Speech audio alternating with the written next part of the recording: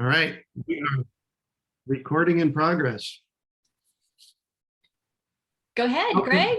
Welcome, everybody. Greg Peterson coming to you from my new place in North Carolina. And I'm here with Janis and Kari and Belle and Bill. And we are here for the Q&A Seed-a-thon. I think this was Belle's bright idea, and I'm really liking it. Yeah. Thank you, Belle. This is where we get to kind of release ourselves from our super prepared presentations and answer questions, as many questions that come in. I'm really excited about this. So as far as questions go, they need to go in the Q&A button at the bottom right, not in the chat. Oh, we're already getting some. I'm going to start pulling those out and putting them in our thing. Cool. All right. So let's introduce everyone, Greg. All right. I'm going to introduce you first. All right, let's do it. So Greg is one of our co-founders. He lived at his home at the urban farm for 32 years before going to North Carolina. It was Phoenix's first environmental showcase for urban farming. His 1/3 acre yard featured a primarily edible landscape, including over 70 fruit trees, rainwater and gray water harvesting, solar applications, and extensive use of reclaimed and recycled building materials. In April of this year, 2022, he and his partner made a daring move 2,000 miles to Asheville, North Carolina, to learn to farm in a different climate. In his spare time, Greg is the host of the Urban Farm podcast that has released over 700 episodes with over 3 million listens. Right? Wow. I am told that our listenership and how many listens we get is epic, and I'll take it. Right. Anything to do to get this word out. So, all right, I'm going to introduce Janis. Janis's expertise revolves around community and education. She has more than 2 decades of experience managing youth programs and training both the youth and their leaders. She has a great passion for helping others learn new skills. Wanting to take her education further, she went back to school late in life. Loved that, so did I, and got a degree in chemistry and sustainability, and browbeat me into an internship here at the Urban Farm about 6 years ago. And I have to tell you, it was the best thing she ever did. There she became motivated to learn all that she could about growing food while using her project management skills to facilitate the Urban Farm's events, including this, our Great American Seed Up. Now she's found her calling, and she knows she's making a difference in her community, and there's no stopping her. And that is the case. She works 24/7 pretty much. Yeah, sadly, that's true. Almost true. Now, Bill is another one of our co-founders. Bill is a co-founder of Rocky Mountain Seed Alliance as well in Ketchum, Idaho, and the Great American Seed Up. He got his start in the bioregional seed movement while in college in 1979, when he helped start Garden City Seeds. In 1984, Bill started Seeds Trust, High Altitude Gardens, a mail order seed company he ran successfully until it sold in 2013. He also founded seedsave.org, a website dedicated to seed education. Now, he authored the book Basic Seed Saving. You'll hear a lot about that in our programs in 1994. In 2010, he and his wife, Belle Starr, created Seed School, a nationally recognized week-long training. He served as executive director of Native Seed Search from 2011 to 2014. And Bill is a passionate and knowledgeable presenter who inspires, definitely, his audience to learn to save their own seeds. Can I introduce Belle? Oh, yeah. Sure. All right. Belle and I work together a lot behind the scenes at Great American Seed Up, and we have a great time. Belle is with seedsave.org and a co-founder of Rocky Mountain Seed Alliance, as well as the Great American Seed Up. Belle, along with her husband, Bill McDorman, developed the groundbreaking seed-saving program Seed School, which has graduated over 1,000 people from around the world. Belle has an extensive background in publicity and media relations, grant writing, and community organizing and was a professional broadcaster for almost 30 years. Thank you, Kari. Aw. Woo-hoo. Belle, why don't you introduce Kari? That means that I have to find the page on which we're introducing. I can do that. Stand by. I'm good. I'll be good. Here I am. Oh, Kari is a popular local gardening and homesteading speaker. As a master gardener and a master farmer, she enjoys sharing her passion for growing and raising food with others. In addition to teaching classes all over the city of Phoenix, she is the creator of Urban Farm U's Growing Food, the Basics, and Backyard Livestock courses. Her book, City Farming, had a how-to guide to growing crops and raising livestock in urban spaces by 5MP Publishing or 5M Publishing, is a comprehensive yet easy to read resource for any gardener or urban farmer. She's also the author of Vegetable Gardening Logbook and Journal, published by Callisto Media. And rumor has it, she's working on yet another book. Right. That That true? is That's so fabulous. incredibly cool. In her spare time. How many children? How much gardening you do and teaching? And yeah, it's amazing. Well, I have no spare time. Yeah. But yeah. It's all good, right? Yeah. Yes, it And is. we are the 5, we'll just call them co-founders of the Great American Seed Up. And we have several other people In the background. that are doing great work. Renee is one of them. She's our primary supporting team member, taking care of social media and making sure all of our seed orders get out to you when you guys place orders. Renee jumped into the food growing scene in 2018 by way of a random curious email that she sent to, I think she sent it to me actually. Since that fateful email, she has completely immersed herself into growing food security personally as well as vocationally, supporting projects at the urban farm, new programs at the Great American Seed Up, and education development at Rocky Mountain Seed Alliance. She enjoys her part in the cycle of growing food from seed, nurturing those plants, eating the bounty, sharing with her community, saving the seeds, and repeating the process over and over again. And she is patio farming. She has a small farm on her patio. Oh, wow. That is so Right. cool. So that's who we are. I think we should maybe just jump in, Janis. Well, why don't we talk about what we're going to do today? All right, that's good. So we have here's our schedule for the day. And this is a rough schedule, just so you know that it could go a little long or short. Basics of seed saving, and then wilding your yard with me. Bill's doing the basics of seed saving, and then growing grains and global seed and grain status. That's a really important conversation to be having. Seed up in a box, what is that? We'll explain that. How seed companies work, really important. We'll talk about organic seeds, dehybridization, adaptation, patenting, and we have a special surprise offer at the end. But what makes this all move forward is your questions. So please make sure that you throw questions into the Q&A as we roll along, so that we can answer them. Would be nice if we could answer them under the topic that you're asking. So.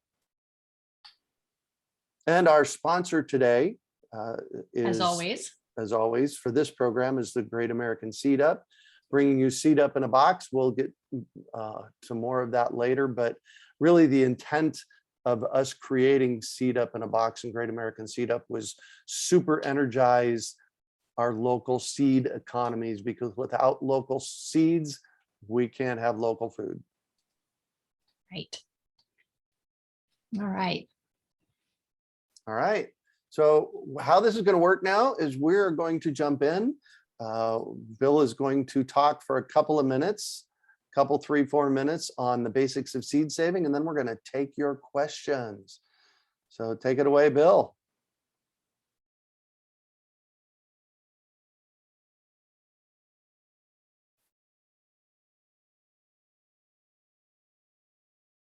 You're still muted.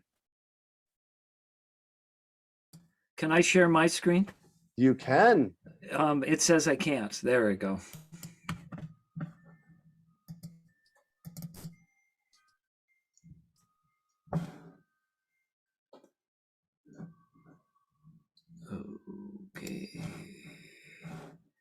Let's see. Oh.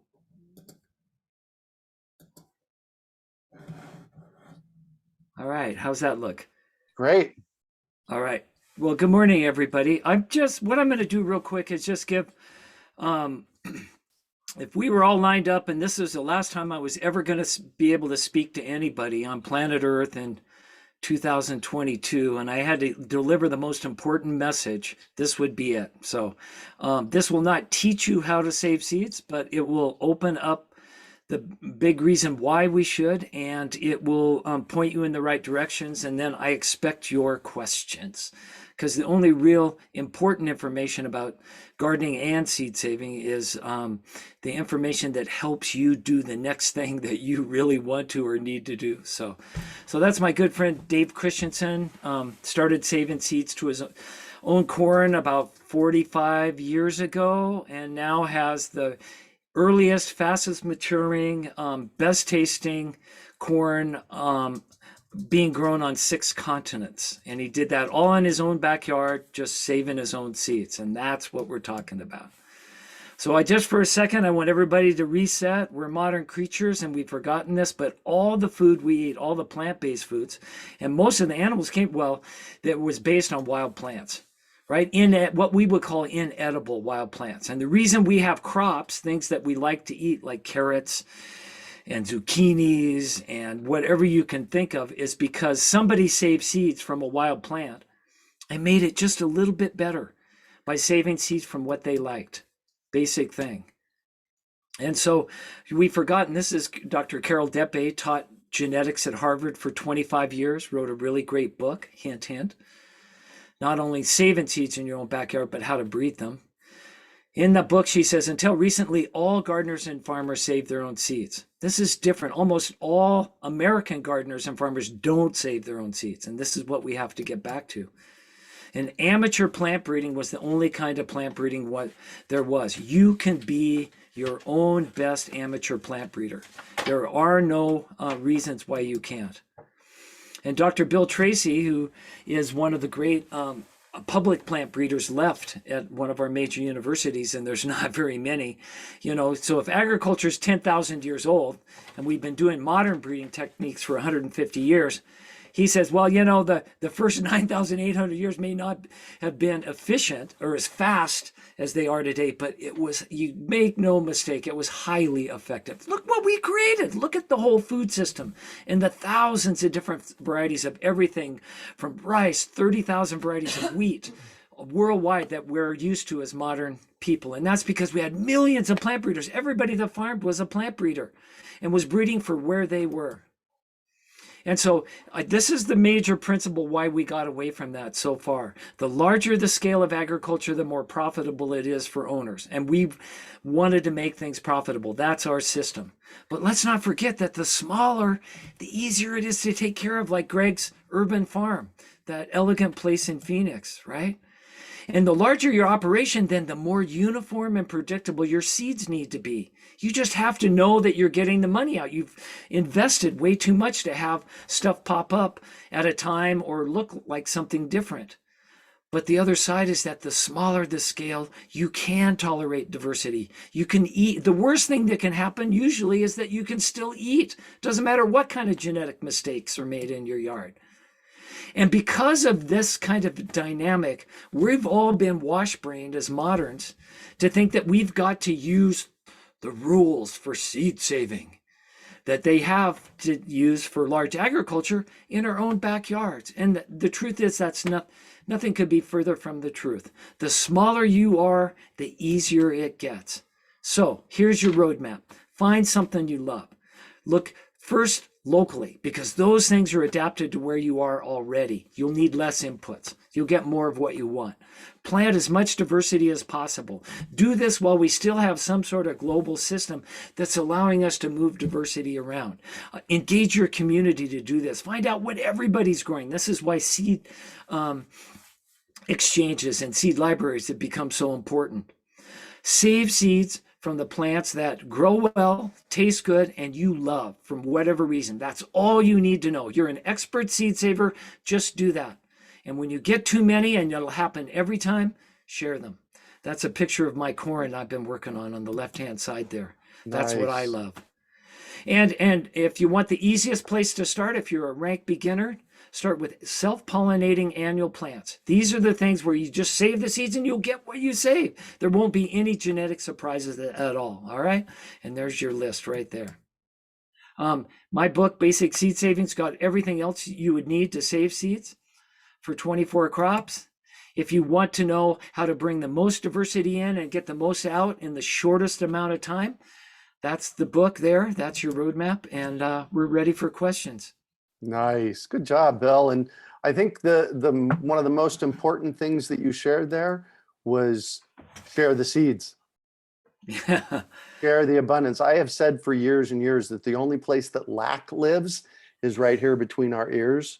And because when I look at the sheer abundance that comes from my yard, it's just mind blowing.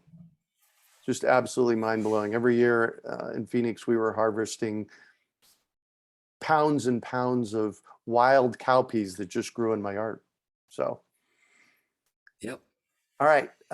Questions. I am interested. This is from Lori. I am interested in starting a seed library swap for our community garden. Any thoughts or direction would be appreciated. Seedlibraries.net.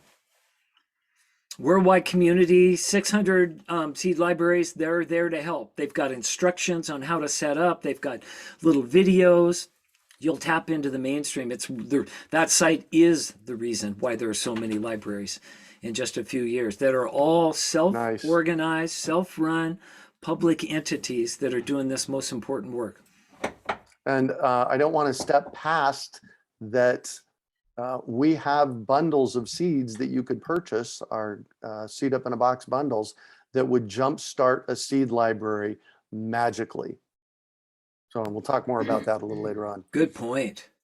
Sarah H wants to know, why does it seem complicated to save seeds? Oh, you're muted, Bill. There we go. Yeah, our system is set up to get you to buy seeds. And so that's that myth that I pointed out. The rules that you would need to save seeds that are complicated are only applicable to large scale market or industrial agriculture. When you're at home, it doesn't matter what crosses, doesn't matter what goes on. All you need to do is save seeds from what you like. And if you grow enough different things, and especially if they cross, you'll end up with more things that you like that are more adapted to your yard. That's the secret underlying this worldwide movement. We're moving back down out of the industrial system, and we're reclaiming the ritual that we've developed for the last 10,000 years that created all this abundance in the first place that we've squandered in the last 2 generations. Mm-hmm. Cool. Joaquim says, I have heard you talk in the past about how easy it is to save seeds. Really? All seeds? How do you look at seed saving in terms of difficulty? Can I answer that real quick and then you can go? So I'm going to be touching on this in my talk next, but for me, seed saving is walking around the yard after I let things go to seed, grabbing the seed pods and spreading them. Can't get any easier than that. Seed saving can be it can be rocket science. It can be the most difficult thing. They use supercomputers to run genetic analysis now on DNA sampling. You can make it as complicated and as difficult as you want. And whether or not that'll even help industrial agriculture still remains to be seen. But if you want it to be easy, it's the easiest thing there is, as Greg says. And so it's up to you. Pick something you love and get as much diversity as you can around that crop. Bring it into your own yard and get started. And if you want it to be easy, pick one of those annual self-pollinating crops that I put up on the slide early, and we can put the list back up. And then once you learn how to do that, and it's easy and it's productive and you feel good about it, then you can move in to the outcrossing or the more difficult crops. If you want. But if you want. But as Joseph Lofthouse says, why? Just keep it simple and grow things that you love that are easy. I mean, if you think about it, that's how we got to where we are over 10,000 years. Nobody had a degree. Nobody knew it was difficult. But rituals, arose around it, and song and dance and prayer. But there was never anything about getting a university degree just to save your own seeds. Amen on that. This is a really great question from Brent T. Are the seeds from my grocery produce, cucumbers, bell peppers, etc., tomatoes too, plantable even if I don't know that they came from GMO-based seeds? So there's really two questions there. How do we know which of the vegetable gardens are GMO, and can we save the seeds? Well, that's why we work so hard for labeling, right? Right. So, right now, if I walked into my grocery store, I can assure you, none of the seeds for the vegetables that are in my grocery store are a GMO, probably. I mean, papaya might be. And so if you're not in Hawaii and you're not growing papaya, then that's probably not a problem. Now, the next question should be, is it a hybrid or not? And most of the vegetables in your store probably are hybrids. And so what that means is that it's a little bit more of a wild ride to save seeds from it. And that's because if you plant the seeds that you get out of a hybrid, you can't predict as easily what's going to happen. Now, for me, that's great. It's new excitement. It's Mr. Toad's wild ride. Right. But if you're expecting to get the same zucchini out of it, you may have to look past the first generation grow out to do. It's in there, and we can teach you how to find that. And I'll talk about that in the section coming up later today called dehybridizing. And if you're really interested, we have a special offer for you today for Seed School Online. Seed School Online is our online version of the in-person seed school that Bill and Belle give. And we go in depth with all of that. And we have a 50% offer. I know, slap my hand, Janis, a 50% offer coming up for you on that. Deborah wants to know, to save seeds in ceramic pottery, what kind of pottery do I use? Is there lids? Beautiful pottery, of course. Right. They're seeds. You don't need to have glazed. The bean seeds, as far as I know, the specific instances that I've seen that stored seeds successfully for maybe up to 600 years in the Southwest were all unglazed, just clay pots. And so something really simple. I thought one of the great ideas I saw, though, is that they stored it in pots with only little teeny holes in the top. And they would carefully put all the seeds in a big jar with just one little hole in the top. And the reason was that just kept vermin and insects out. It was easy to keep things out of it. So you can make it real practical. And I think that we overthink this. I think more importantly, maybe, is keep that pot in a cool, dark, dry place. Right. Perfect. She also wanted to know if she could store in paper. I'm a big fan of storing in jars, sealed jars. I got it, Janis, but this is a good question. I got to touch on this question for Bill, and make it a quick answer, Bill. Karen says, I have a small sack full of loose vegetable seeds reclaimed from a box in a closet at the local extension service, kept in a dark closet in an office environment. Some may go back to 2017. They will be planted in the ground in Albuquerque, New Mexico. What can give these seeds a fighting chance? High UV, clay-like soil, fierce winds in the afternoon. Just make sure you keep them damp for 10 days to 2 weeks after you plant them there. And so if I were doing this, I would use some sort of frost cloth or paper or cardboard or something over the top. Bed sheets. Old bed sheets are great. Yeah, for that. Something to keep that hot, through that. Otherwise, you may have to water 8 times a day. The seeds don't have windows or calendars. They just want to be wet for 2 weeks. And if they dry out at any point in that era, before that little radical gets out and into the ground, right, from when the seed starts to swell, then they're dead. And that's their most vulnerable part. But otherwise, sounds like a great project. Let me know how it works out. Yeah. Cool. Well, thank you, Bill. Apparently, I'm up next, and Janis is going to join us. Smiling, Janis. Yes. All right. I'll We tell are- you, I just got to say this, Miss Janis, life got a whole lot easier when you started helping do all that we do. So thank you for that. You know, and it's actually helped me too. I was realizing the other day that I have tinnitus, and I was walking through the house and I thought, I know I have tinnitus, but why do I not notice it as much? And then I realized I only notice my tinnitus when my brain stops. So being as Oh, busy right, as of you course. keep me with everything Hold on, that we hold on, do, hold on. No. Being as busy as you keep you. it's true. It's true.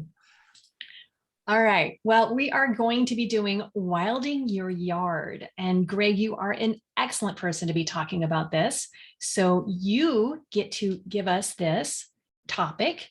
And of course, everyone, please put your questions in the Q&A. Those questions that we did not get to, we're going to move them down to other sections and be trying to answer them as best we can in our time frame. And Greg, take it away. I'll be throwing questions at you now at the end of the Awesome. presentation. Thank you. Thank you. All right. Well, so what is wilding your yard? And for me, it goes back to 1991. Can you unshare your screen, Janis? There we go. Thank you.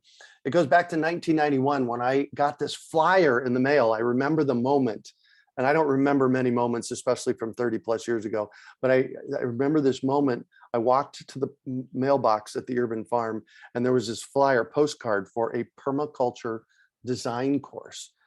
A permaculture what? A permaculture design course is a deep dive into introducing you to what permaculture is. And I like to call permaculture the art and science of working with nature. How do we work in the flow of nature rather than against nature?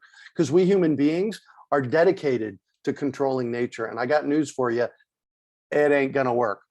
As Toby Hemingway used to say, nature will always bat last. So what we have to do is we have to figure out how to work in the flow of nature.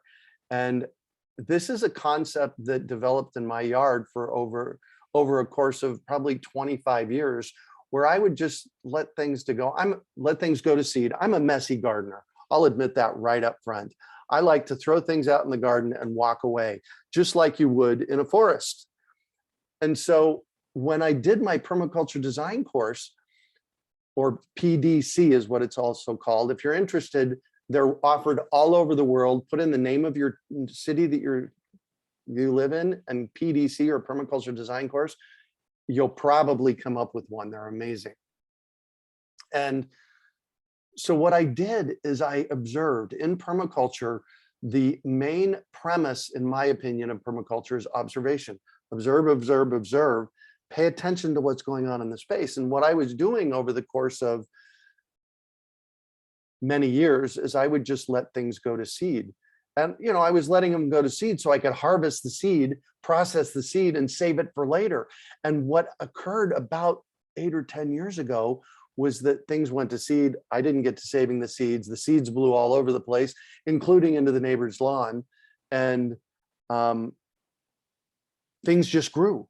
So what happens is that things just grow like they would in nature, and food is just there. So what happened for me at the urban farm over the course of the last 15 years is things were just there. Parsley, oregano, basil, cowpeas, nasturtiums, cilantro, kale, lettuce, sweet potatoes.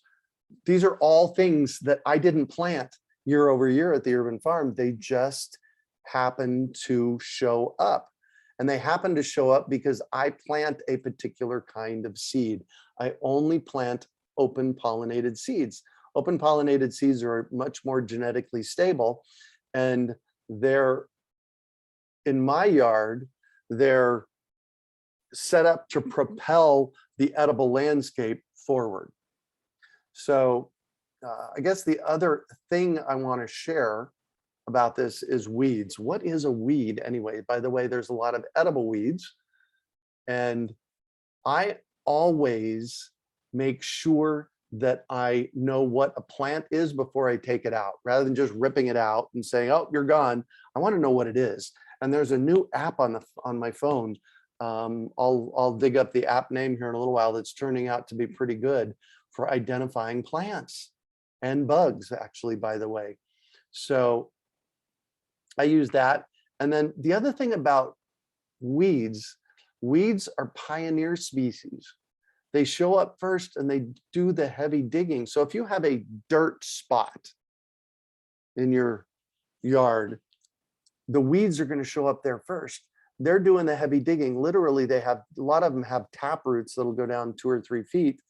And if you cut that weed off just under the ground, now this doesn't count for Bermudas and nut grasses and that kind of stuff, but for mallow, in our case in mallow in Phoenix, mallow would get 6 or 7 feet tall. If you cut that off just under the ground level, you have a nutrient dense chicken treat if you have chickens, or compost treat if you're composting, and that root that was left in the ground, it's going to rot and put compost all the way down in the soil for you. So there you go, Miss Janis. That's what I got on wilding your yard.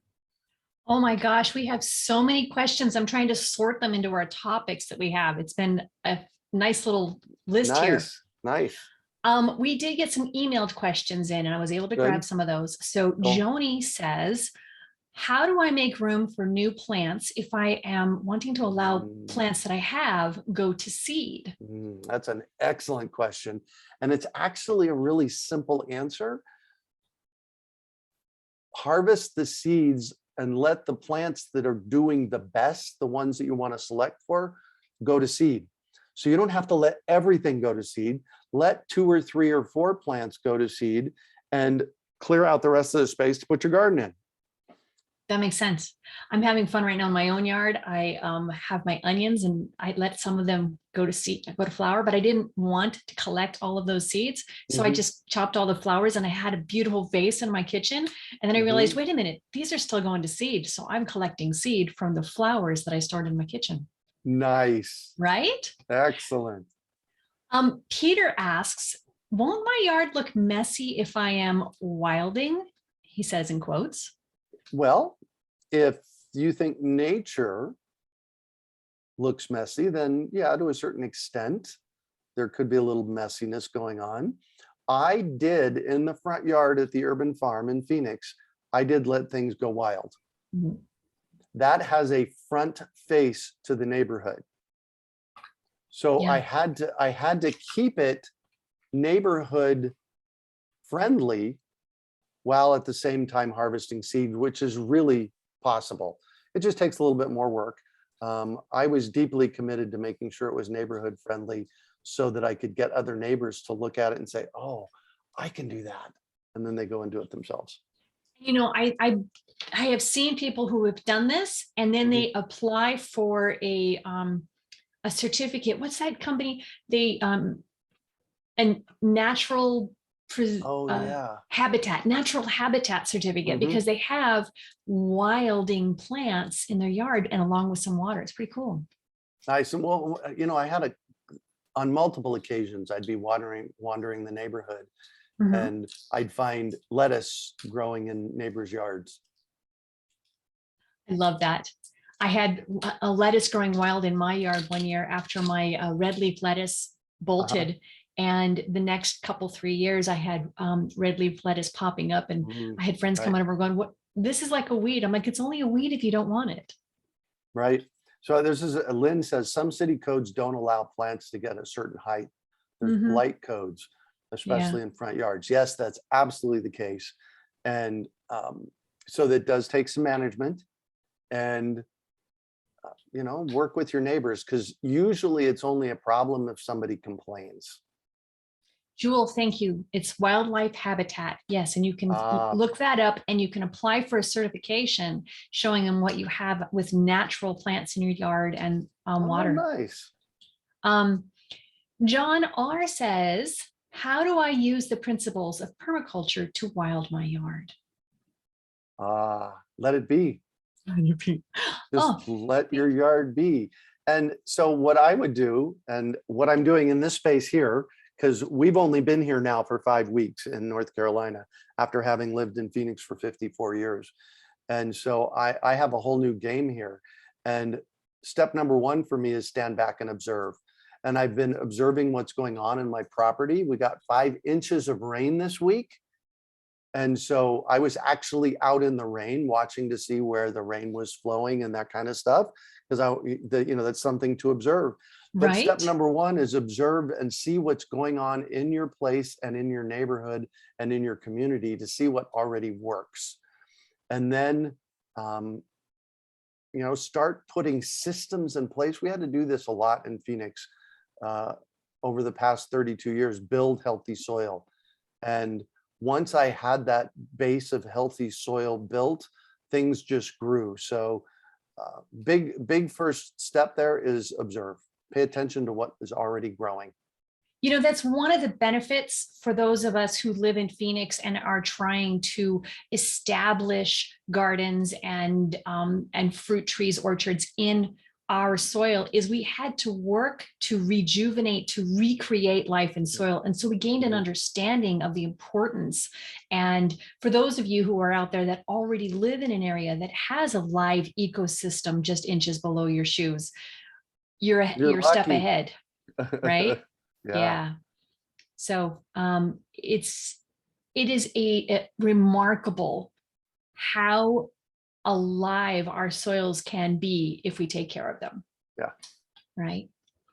Well, we do have a lot of other questions coming in that are not directly attributed to wilding your yard, but I found one. Tim says, I bought 3 varieties of native milkweed plants at the local fundraising plant sale for Crabtree Farms.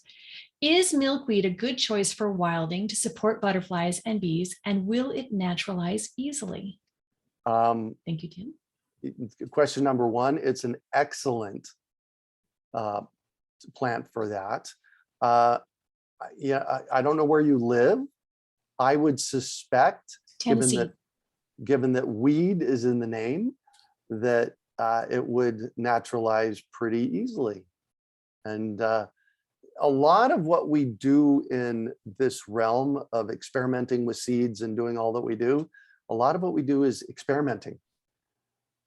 And, in the podcast, we have over 700 episodes of the Urban Farm podcast out there.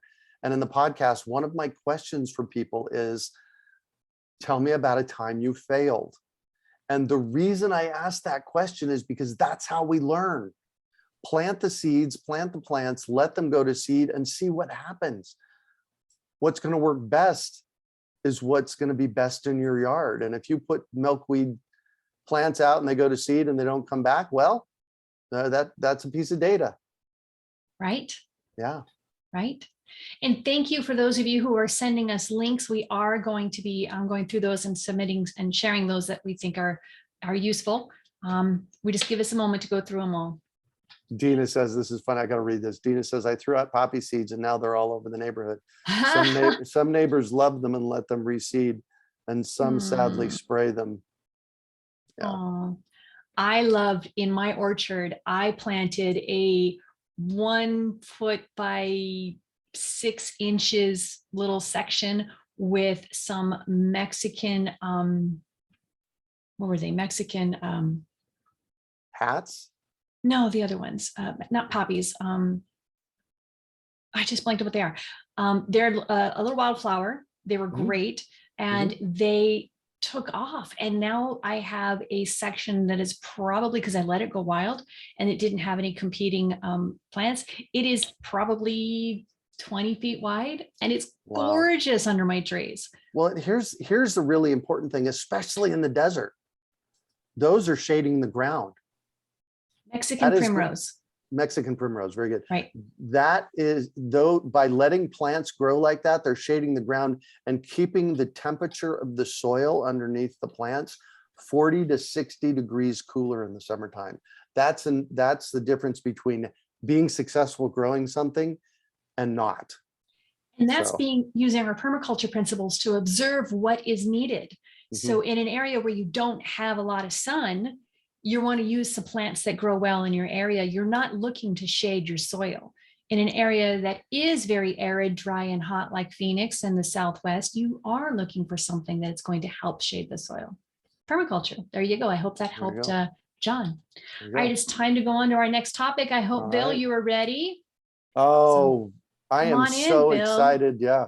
I am so excited about this next topic, so much so that I'm planting grains out of our class from Wednesday night. If you haven't seen our grains class that we did on Wednesday night, Yes. it is on YouTube. It's on our YouTube channel. I will, once Bill gets started, I will put I'll put the link in the chat so that you guys can mark it and watch it later, because you want to be watching this stuff, what we got to say right now. So Bill McDormand on growing grains.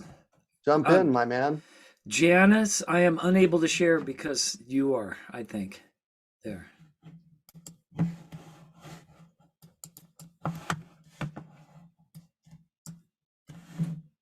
Oh my God, you are so funny. You bring a slideshow for a 4-minute conversation and it's got 27 slides on it. Well, I wanted to show pictures of Yeah. what No, we it's appreciate like. that about you. Right. So I'm go. just gonna. So as I said on Wednesday, this is my dream subdivision life. Drive home on Friday, and instead of going to Planet Fitness to work out, I go home, and this is what we're doing. Instead of the golf course that's in the middle of our homeowner subdivision, we now grow our own grains, and this is harvest week, and we have our sickles and scythes, and we're going to make our own grain and have enough for the whole year to make fresh ground flour sourdough bread for ourselves. That's my vision of the future. So there, we've lost more than 90% of the varieties of grains worldwide that are grown in our farms, and that means that we're in real trouble biologically as we face climate change. And grains are up to 70% of what we eat. This is a FAO chart. If you add in the dairy and eggs and meat, which are all based on grains, I mean, it's a huge amount of the world's food. And so we've got a great local food movement, and Greg talked about it. We don't have local seeds for the local food movement, and we sure don't have 70% of what we eat in our local food movement. So I'm committed now to trying to figure out how to get, and not just Nash Huber's carrots at the local farmers market, but for us all to have access to local grains. And the good news is that we know that now, so they've done studies that we could all eat local food within 100 miles. Almost 90% of Americans could if we just rearranged our food system. So, and that's got to be based on growing grains. So there's my front yard. I suggest doing what we're doing. Go home, start learning how to grow grains. And it's the most exciting, incredible, and beautiful and rewarding thing I've ever done. And so I'm going to step through some slides here real quickly to give you a picture, and then I'll make sure that this slideshow is available to you later so that you can get specific information. But einkorn's been around for maybe 30,000 years. There's pictures recently of it being eaten 14,000 years ago in the New York Times. I'm growing the black and tan on the left there, which is free threshing. It means I don't have to dehull it, which is a problem for many of the ancient grains. I just can clean it and eat it. The emmers, unbelievable flavor and color and beauty. A group in Germany now is growing out 150 of them. There's probably 100 or 15,000 different varieties of emmer. We're just scratching the surface of the diversity.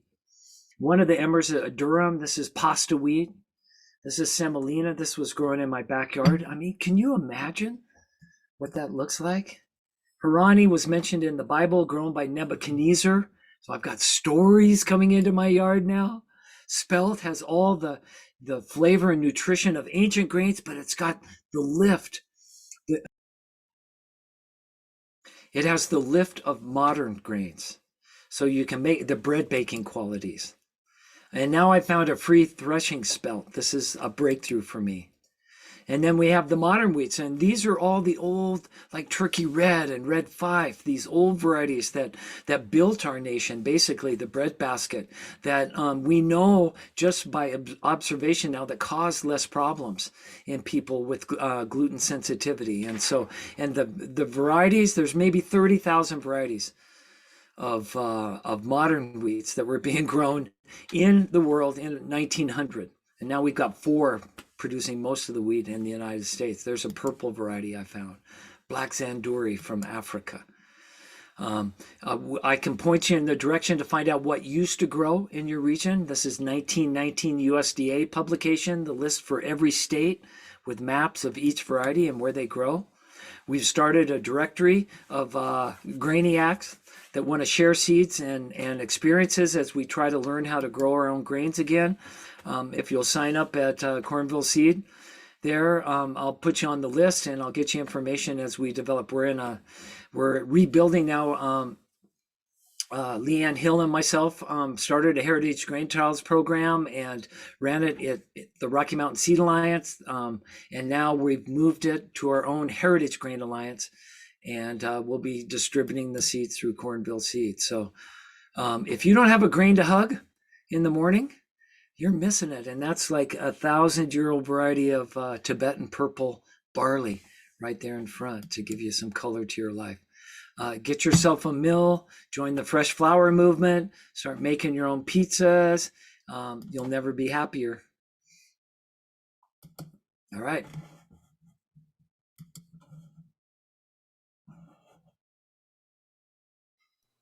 Love that.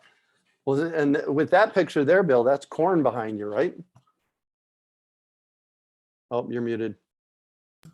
That is corn. Yeah. That's my and which is a grain, a heritage grain. And so that's just part of maybe the most productive one in world history, but it's just part of what I'm doing now.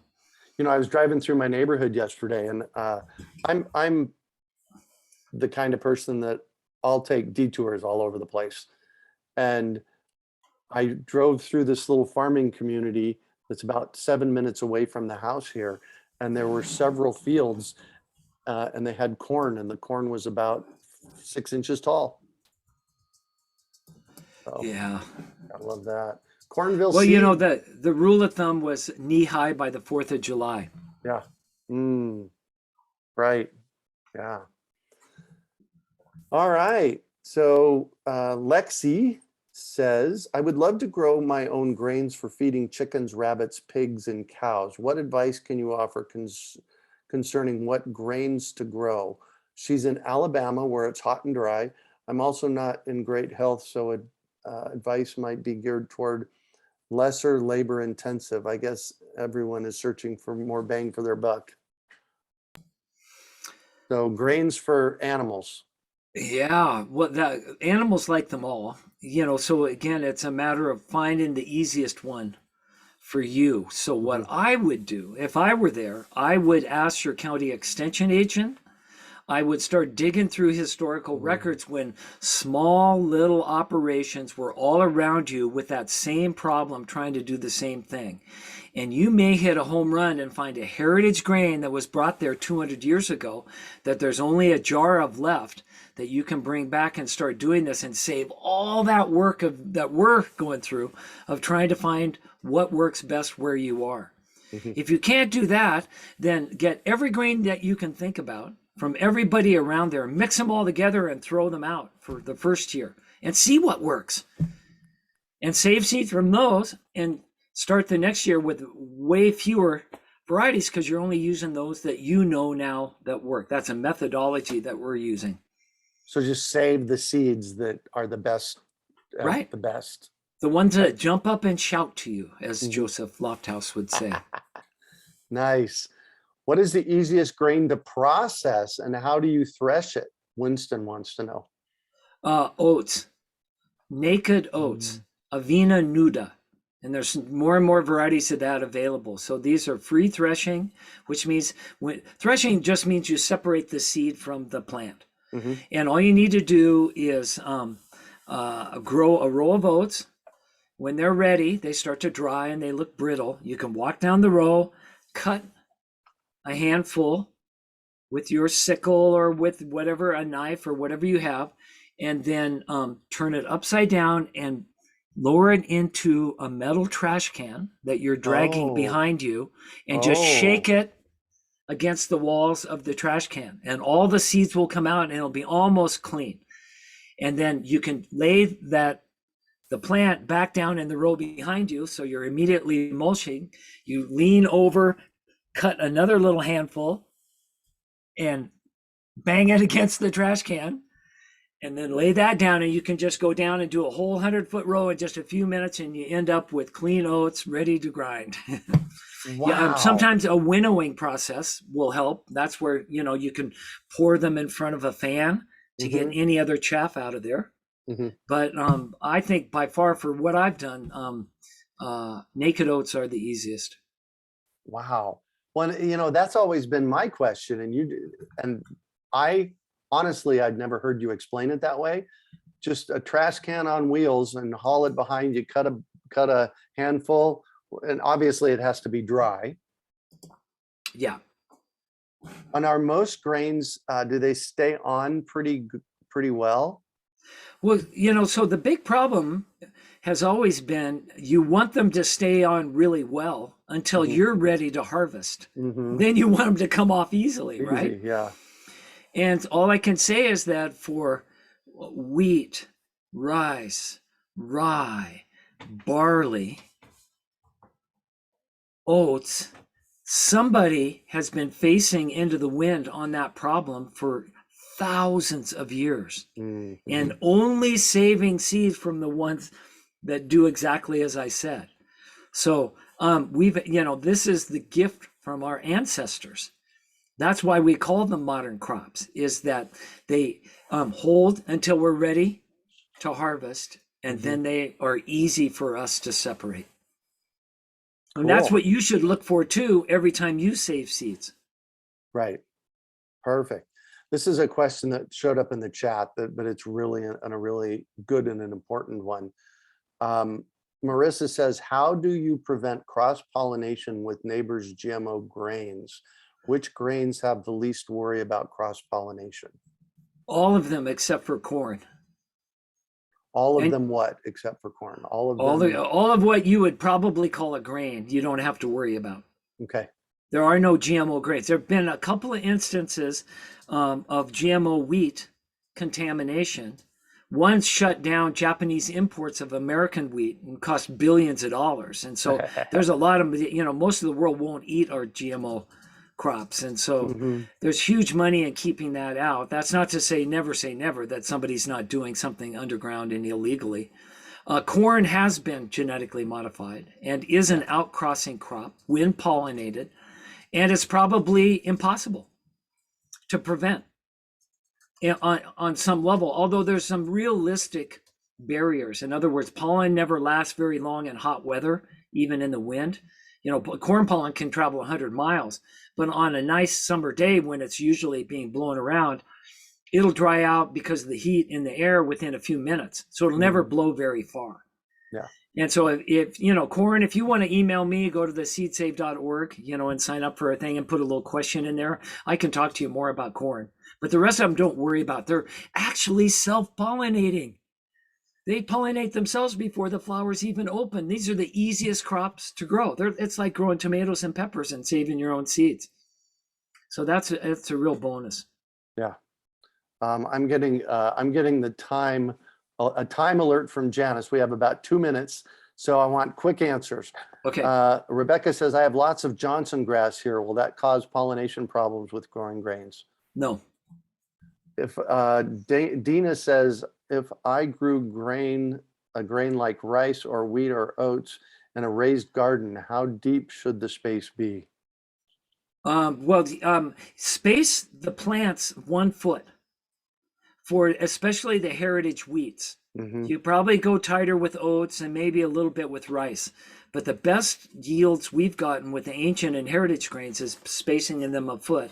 And then Dr. Ralph Bush, who teaches at the Air Force Academy, gets 7 loaves of bread out of a 100 square foot bed. That's 10 by 10. All right. Nice. And she was actually curious about how tall the raised beds should be. That's really up to you. That's an it depends question. Let's see here. Josie says, as a permaculture enthusiast and a devoted artisan bread baker, I am very excited to hear about free threshing emmet and spelt. How can I get some to grow? Do we have those in our grain bundle? No. No. Okay.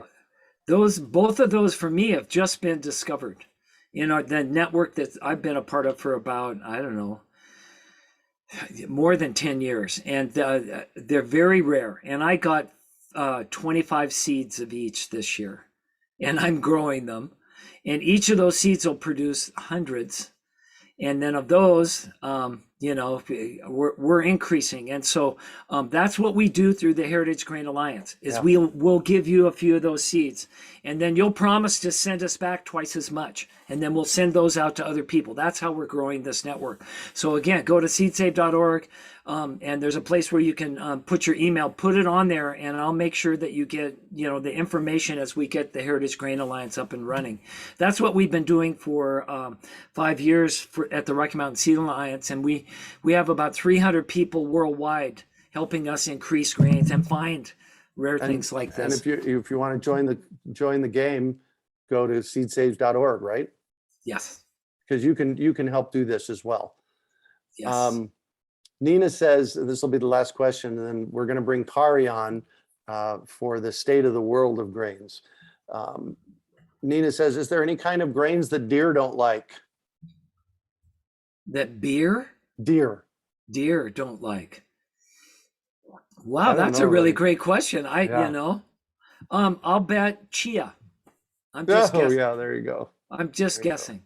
That's what they call an alternative or lesser grain, but it's still a very important one to some people, and it grows in the Southwest and in hot areas especially. So, yeah. So here's what I would do.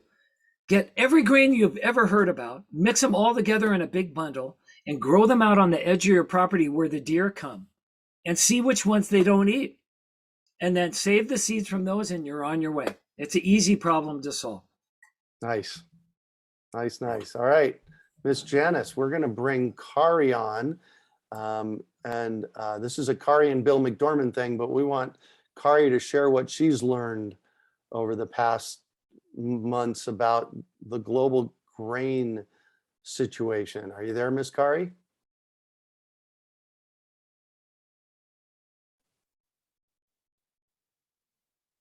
Miss Kari. Oh, I hear you. There we go. Can you hear me? We can. Yes, absolutely. All right, great. I so appreciate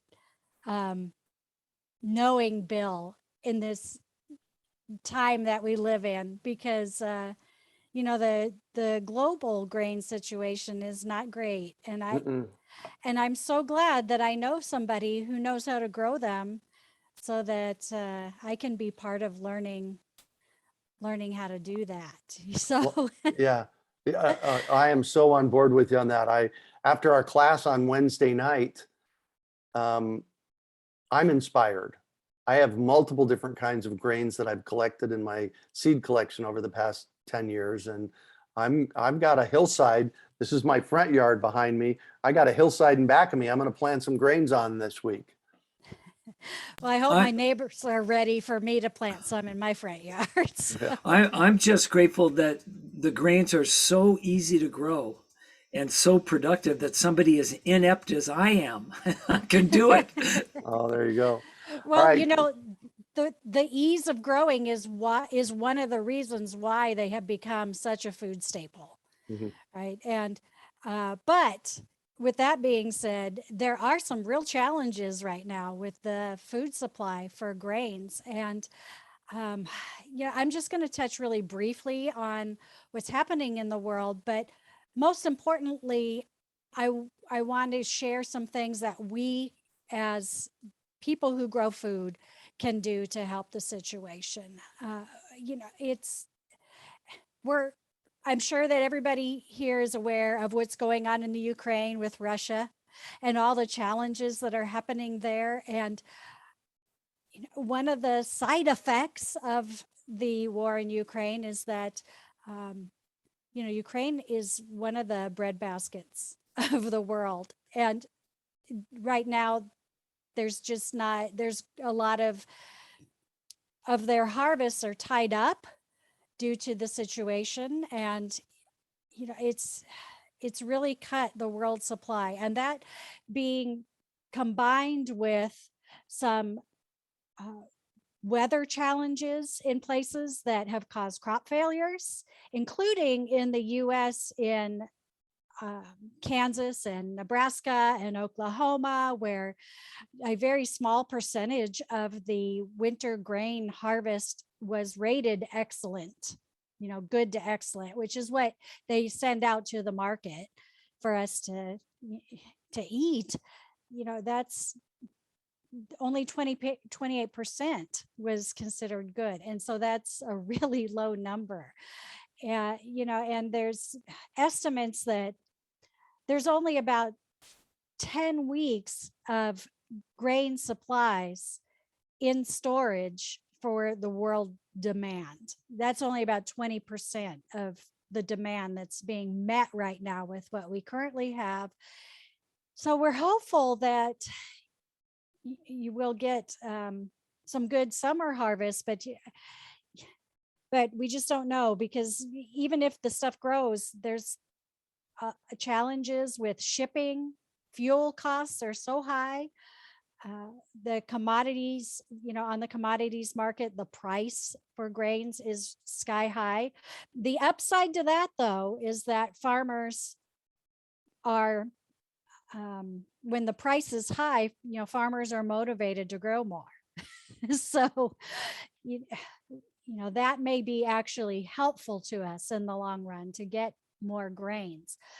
And if you want to, you can go to the Great American Seed Up website. I'm going to share my screen, if that's okay, because I want to show you this article that we posted on the Great American Seed Up website. And, you can read through this to get a better idea of the challenges that are happening. But also at the bottom of the article, we posted some things that we can do to help the situation, which is really where our focus needs to be. And the number one thing that we can be doing is saving seeds from our gardens, whether they're grains or whether they're vegetables, whatever we're growing, save those seeds, because there currently is a rush, a really high demand for seeds. And if we can save our own, then we don't need to be looking for sources of seed that are in short supply in many situations. Well, Fortunately, the second step to that is save your own seeds and then grow them out. yes, absolutely. So Great American Seed Up, we've got seed. So, we're really so grateful that we have seed to get into the hands of growers. But once you get them, grow them out and save them so that you have your own supply of seed. And grow food. If you're already growing food, that's great. Maybe grow 10% more than you did last year.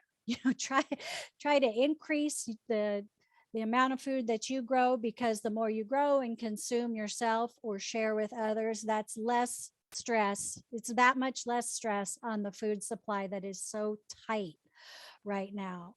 Another thing that we can be doing is growing food without chemicals. And we want to do that anyway. And we have a leg up on that if we've been growing that way already. We know how to do it.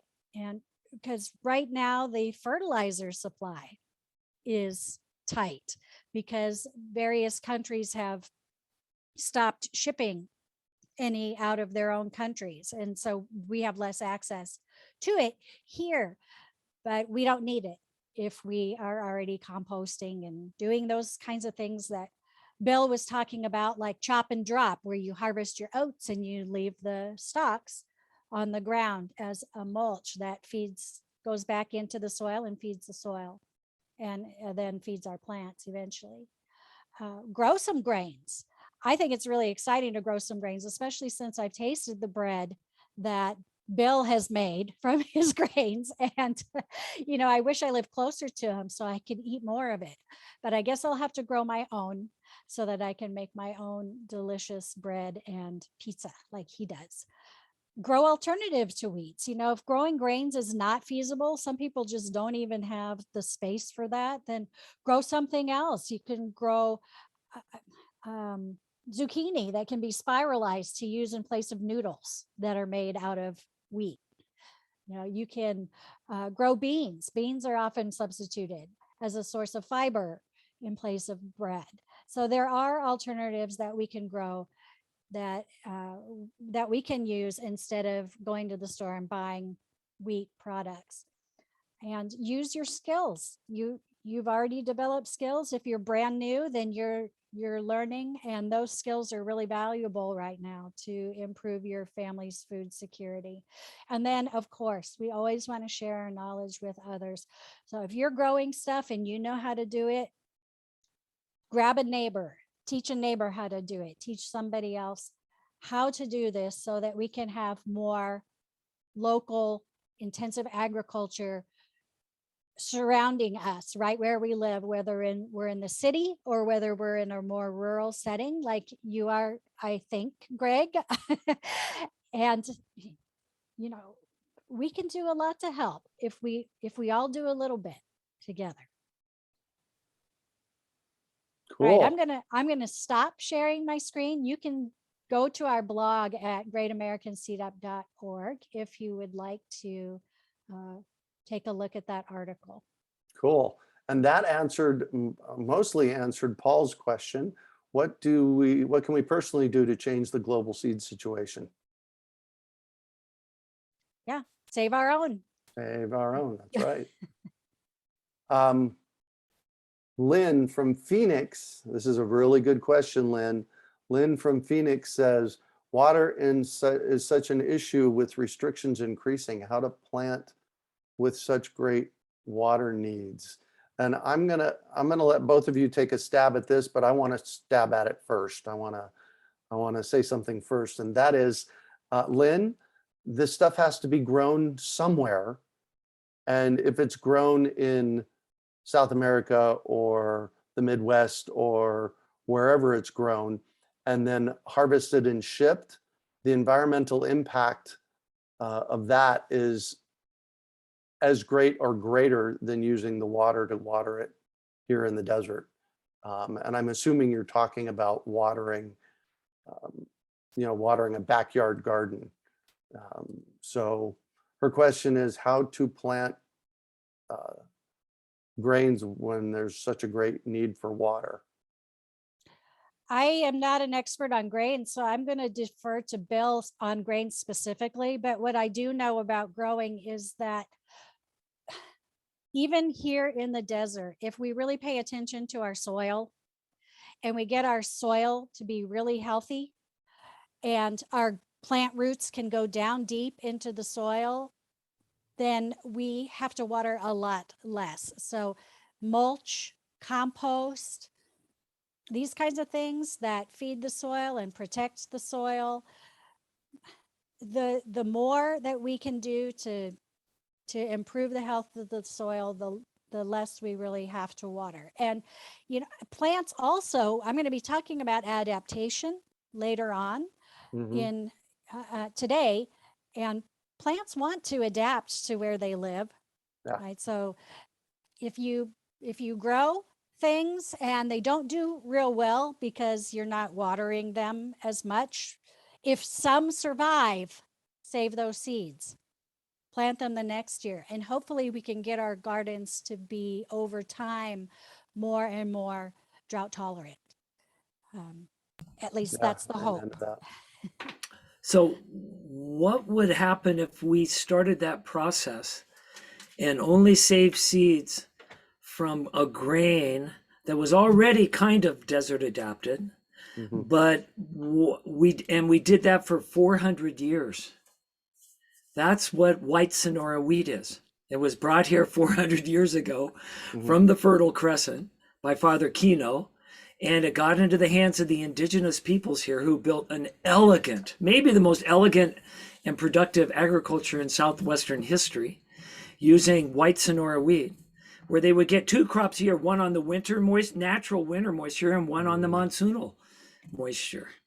And some of those seeds survived, and they're being brought back. And so that's one easy answer. Start with white Sonora wheat. There you go. I'm going to throw one more question, then we're going to have to move on. We will get to a lot of these questions again toward the end. And this is specifically for you, and it's an important one. Coati, C-O-A-T-I, I'm sorry, I don't know how to pronounce that.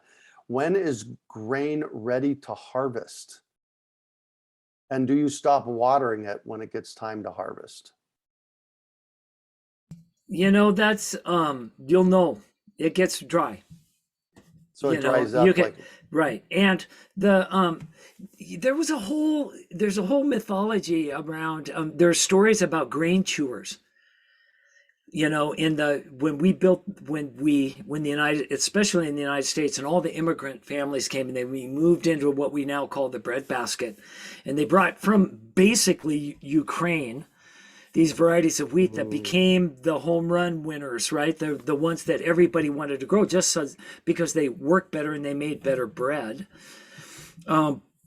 When you get into the stories of how they could tell when wheat was ready or whether it was really good, you get into these stories of wheat chewers, and these are guys that could harvest a few kernels and put them in their mouth and chew them, and they knew by how hard it was and what it tasted like whether or not it was ready and whether it was going to be a really great wheat for bread. And so, you know, we can learn and relearn this stuff. I'm still looking for a really great wheat chewer to teach me how to do that, but it has to do with hardness. And so most of the varieties I've grown are pretty good at holding the grains even when they start to get dry. So you might have a 2 or 3 or 4 week period. You're not going to make a mistake once they're totally dry. You can force them by stopping the water if you want to. Say you're going to leave on vacation and you want to, you know, speed up the process. Yeah, I've seen people do that, but it's really on a small scale in your backyard. It's not a problem. If you're industrial, there are manuals written on it because it could mean millions of dollars, right? But we got to step back down into that mindset and have our own experiences. And then you can tell me when to harvest grain in your backyard, you know, after doing it for a year. And that's what we're all kind of learning together at this point. amen to that. Well, thank you both very much. I'm going to pull Janis in. I know you're out there, Miss Janis. Here, Yeah. So typing away like crazy. I know, so many great questions. Thank you, No. everybody. Belle, this was such a good idea. Yeah. Amen to that. So we We're going to our video, right? yeah, we're going to our video. Bill and Belle and I were in Mexico 7 or 8 years ago on vacation, and we had this conversation. What would it take to build out a structure where we could create a local food system, seed system? I love this story. Right. And we brought it back and it became something that we do every year now in the first weekend in November, called the Great American Seed Up. And the Great American Seed Up is an event where we bring in 100 varieties of open pollinated seeds, and people can scoop their own seeds. So we give them a business card, a baggie, and a scoop and a sheet, and they go through and they say, you know what, I want a tablespoon of Armenian cucumber seeds. And oh, by the way, those Armenian cucumber seeds are $1.75 for the scoop, the teaspoon. I'm just making this up. I don't know which one it is. You haven't memorized the prices. I don't have. There's so many of them, and that scoop is designed to be up to 10 times what you would get in a normal package of seeds. Right. And so we had tremendous success over the last 8 years with this program. It's amazing to watch 300 or 400 people scooping seeds in a 10,000 square foot room. It is an amazing, amazing thing. And then what happened in 2020, COVID. We had to stop. We had to stop, but we weren't willing to stop. So we put together something called a Seed Up in a Box. And we as a group, that's Janis, Bill, Belle, Kari, and I, We had intended to make this so that you can do your own Great American Seed Up. So you can take the model of what we do and do it yourself. Go ahead, Janis. This was one of those really great ideas that Belle popped up with. Yeah, exactly. This is another Belle idea. Thank you, Miss Belle. And so what we did is we put together a seed up in a box. And Janis made this really cool video. It's about an 8-minute video, 7-minute video. Yeah. Yeah. So we're going to go ahead and play that now, and then we'll take some questions about that afterwards. All right.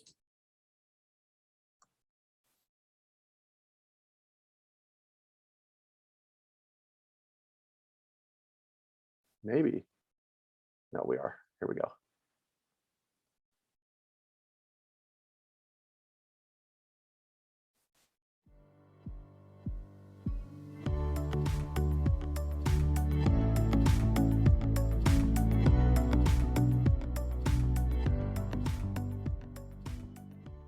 Hi, I'm Janis Norton, part of the Great American Seed Up team. We are dedicated to making a difference in our gardening communities across the nation and as far out as we can reach. What we've created is Seed Up in the Box. 25 varieties of seeds in one package. 250 generously sized, non-GMO, heirloom adapted seeds that you can share with your community, with your neighbors, with your fellow gardeners. Enough vegetables to take care of yourself and 10 families. That can happen with Seed Up in a Box. What we originally created was the Great American Seed Up, an opportunity for our gardeners to come and get seeds and scoop at a time. But that wasn't exactly going to work when the coronavirus hit us. So we expanded and we created something new. By doing so, it became available to people across the United States. When you order an essential, a basic, a banquet bundle, what you're getting is 25 varieties of seeds portioned out so that you can divide them up for your 10 friends. What happens is you get a single bag of a variety. With each variety, we have a suggested scoop size, and we pack 10 of those scoops into one bag.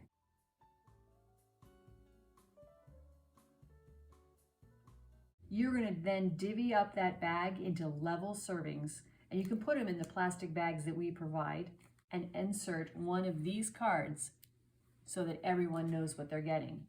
However, if you'd like to go with the non-plastic option, you can choose a bundle that does not have all of this extra plastic, and we'll throw in an extra variety of seeds for you instead. What happens when you have these 25 seeds in your possession and you divide them up into the portions that we've suggested? You have 250 servings of heirloom, non-GMO seeds that are perfect for gardens across the United States. The magic of the Seed Up in the Box is accessible to you through our website at greatamericanseedup.org. When you go online, you can choose a bundle and you can see which seeds are in those particular bundles. There's 25 varieties in the basic, the essential, and the banquet bundles. There are 75 varieties in the ultimate bundle. Then if you want to pick up your own selection, you can do the mix and match bundle, where you can choose which seeds you want to put in there.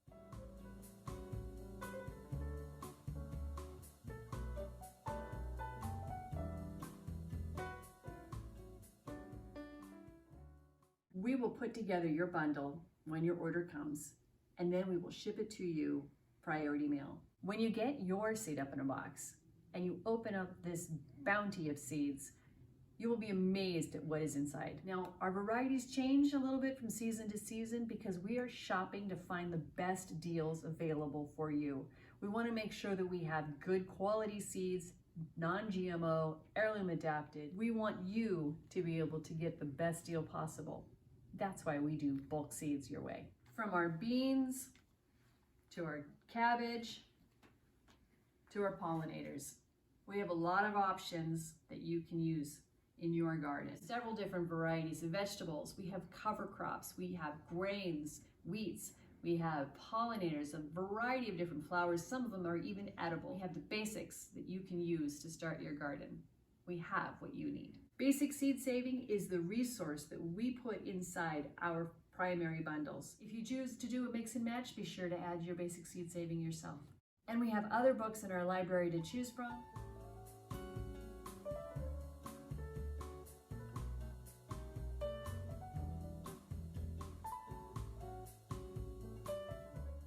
Including a journal by our own Kari Spencer.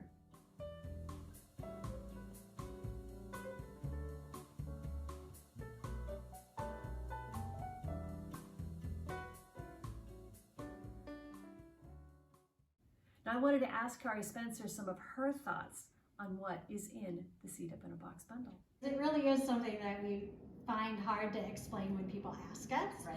And so we decided to go ahead and just spread it all out on a table so you could actually see what was in the box. And we also send along some information and education so that people can know how to plant and grow each of the different varieties. I like to keep some around just to give out to friends. Somebody comes over, sees my garden, they're like, oh, that's really cool. Well, here, you can do this. Yeah. Here's some seed. Here, taste this vegetable and some seeds. Now you can get your own. This is an example of the carrot seed in our basic bundle. This particular carrot is the red cord Chardonnay. You would get 10 times this amount in a Seed Up in a Box. And when you divide it up, each person will get a card and that size scoop of carrot seeds. And when you get the seeds and you divvy them up amongst 10 people, Right? then every person gets a portion like this. What happens from there is wherever your imagination takes you. And the process is ongoing because the more seeds you have, the more vegetables you have. We're going to teach you how to do that with Great American Seed Up and the education, which is part of the Seed Up in a Box. We're going to help you create your own magic. What if I don't need 10 servings? Well, our favorite answer is share them. For suggestions on this, you can check out our blog article, urbanfarm.org/shareseeds. Do the seeds work for my area? Well, we've chosen seeds that should work across the United States. The key is to check your individual planting zones and climates to determine the best planting time. Some varieties may need indoor or greenhouse care, but the key is adaptation by growing your own seeds. Are the seeds GMO free? Well, yes. We only source non-hybridized and non-GMO seeds.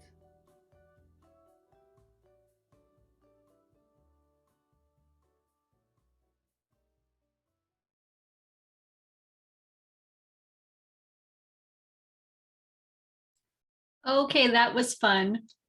That was a project that I did with our friend Stevie to create that video. We had originally done one in my dining room, and it was really not as good quality as we wanted, but then we did it again. It was a lot of fun making that. Nice. Good job. Thank you. You know, we did have a question come through about the plastic bags, and yes, we do ship the seeds out in plastic bags because it's the most economical way for us to do this for a cost that is going to be passed on, a cost sharing that's going to be passed on, or cost savings. But if you don't want plastic, just click the little box that says you don't want it, plastic reduction, and we'll give you an extra bundle of an extra variety of seeds. And what that means is that we're not, so the design of this seed up in a box is that you get a bundle of seeds, you get 10 business cards with the seed information on them and 10 plastic bags. Right. So when you're going sans the plastic, you're not getting the 10 plastic bags and the 10 cards. No, you are getting the cards. You're just not getting the plastic bags. Okay, good. You're not getting the 10 plastic bags that you break down that bundle into. Yeah. So that's the plastic reduction option. Speaking of bundles, we've got a new one we just announced this week. Oh yeah. We're talking grains this week, so this is not surprising. Here's the thing about this though, Janis. I think we only have about 20 of these left. We have a limited supply. We're going to try and get some more grains in and fill this up. But for right now, we've got a bundle with 7 different varieties: Durham, einkorn, white Sonora, cereal rye, emmer, red fife, and spelt. This is a great deal to get you started on growing grains at home. Yeah, I'm so looking forward to getting mine so I can plant some here.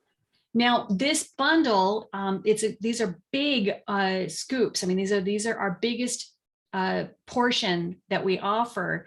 And so it's a very large volume of seed that's coming out in this bundle.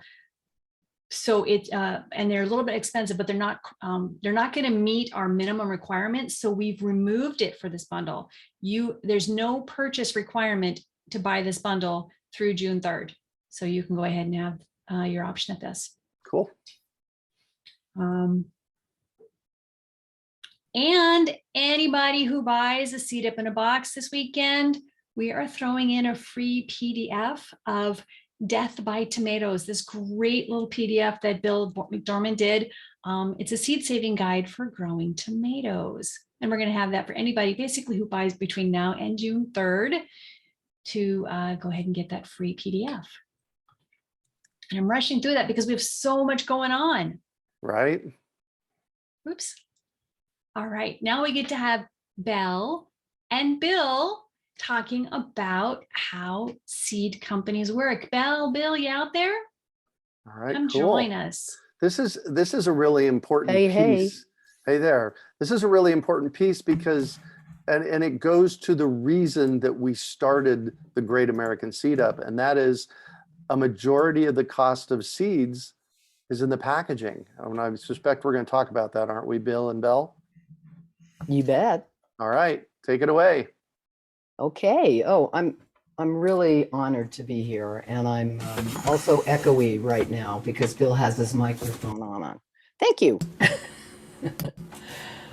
You guys absolutely blow my mind. I mean, I'm sitting here taking in all this information, listening to this experience and the sharing of this valuable information, and I'm going, wow, where did these guys come up with all this stuff?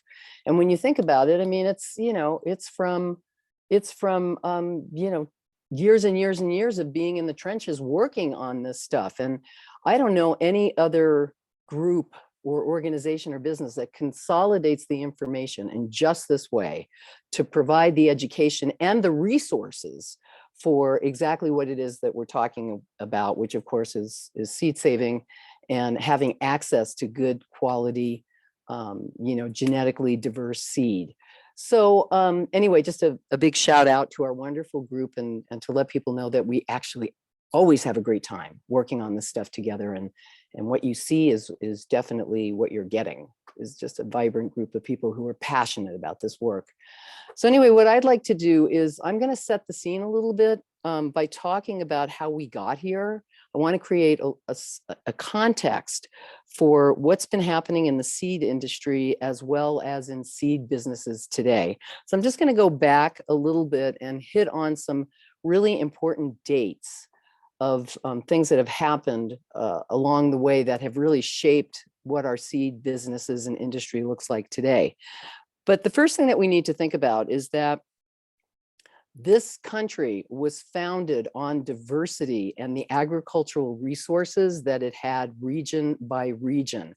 That was definitely the strength of how we became a great nation. We had cultural diversity, we had very specific community diversity, but we had this agricultural diversity.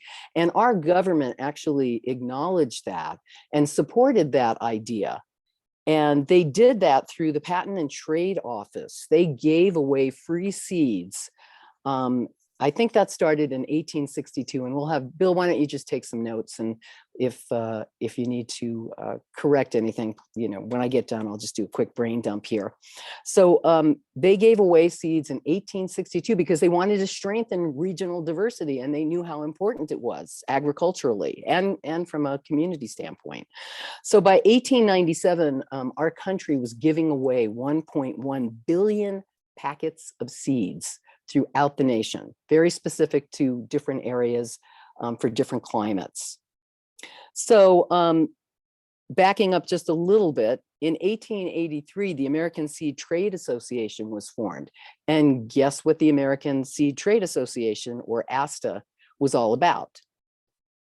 Yeah, you got it. They wanted to sell seeds. They saw the value in this commodity, and they wanted to, economize it and make it make it into an industry, because geez, I mean, if you don't have seeds, you don't have agriculture. If you don't have agriculture and food, you're not feeding your people. So that happened in 1883. We're still giving away billions of packets of seeds. And then by 1924, no surprise, Congress cuts the free seed program. So now the seed industry is off to the races and really capitalizing on the opportunity to sell seeds. And interestingly, today there's still quite a conversation and controversy happening amongst seed lovers and seed companies and people who promote seed saving, about the idea that perhaps we shouldn't sell seeds, you know, that seeds are part of the commons, that they belong to nature, that they have inherent life and their own rights, and that really capitalizing seed sales is kind of antithetical to honoring life and what seeds offer. Obviously, we've kind of gone past that because we do sell seeds and we sell seeds. And we're just hoping that what we can do is provide an opportunity for you to have access to seeds so that you ultimately will save them. We like to say we'd like to put ourselves out of business at some point. So Congress cuts the free seed program, and then there's a series of patenting laws and acts that were put into effect, which Bill will address a little later on in the program today. And that's key in understanding where we are today. Patenting for us is well, it's not a good thing. I don't know how to say that so it doesn't sound like it's political. But again, Bill will come in and discuss that a little bit more in depth, because what happens obviously with patenting is that you can't save your seeds, and we're all about saving seeds. So between 1996 and 2013, there was this restructuring, a total restructuring of the seed industry. And that's when all of our little local seed companies were purchased by larger seed companies. And that particular resource was now starting to be consolidated in the hands of large corporations. They knew what they were doing. They saw the resource. They saw how important it was and how key it is to life on planet Earth. And so they started buying up seed companies. So, you know, and it's brought us to the point today where 3 seed companies, I believe this is still a pretty accurate statistic, own and control over 62% of the world's seeds. So how do we turn that around, and how do seed companies work? The seed companies that we have left today. Well, those seed companies, interestingly, I guess much to many people's understanding, is that they do not grow their own seeds. That's just a flat out, you know, important perspective that everybody needs to know, because, well, I only buy from this company because they grow their own. Well, they don't grow their own seeds.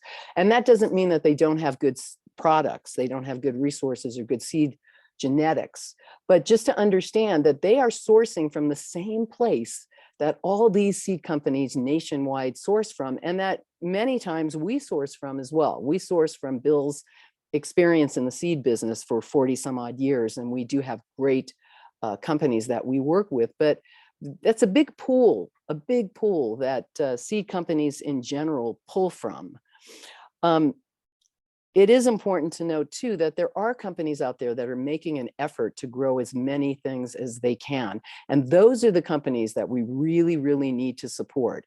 They set up growers networks, they do their own growing on their farms or in their communities. And so, you know, when you start to look at seed companies and who you want to work with, oftentimes people will pick companies that are specific to their region, even though the seeds that they may offer are not particularly regional. When we had the consolidation of the seed industry and seed businesses, they took out a lot of those niche category seeds that were very specific to cultural communities and regions, specific regions. So it's important to find those again and repopulate those. And that's one of the reasons that we talk about seed libraries being so important, and why we always encourage you to save seeds, and that the seeds we have are what are classified as landrace seeds. And those are the seeds that have been around for a long time. You'll find them in all the catalogs. They work across the board.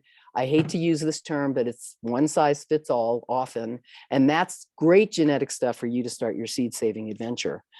So, so why, you know, how do you choose a seed company? Well, we certainly hope you will choose us, because we are basically doing what the other seed companies are doing.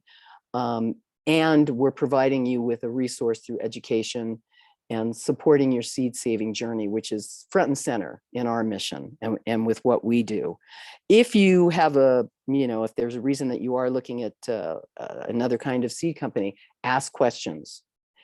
Reading their introduction and their seed catalog is really a good way to get a sense of what the seed company represents and how they want to interface with you. And always call and ask questions. Where do you get your seeds?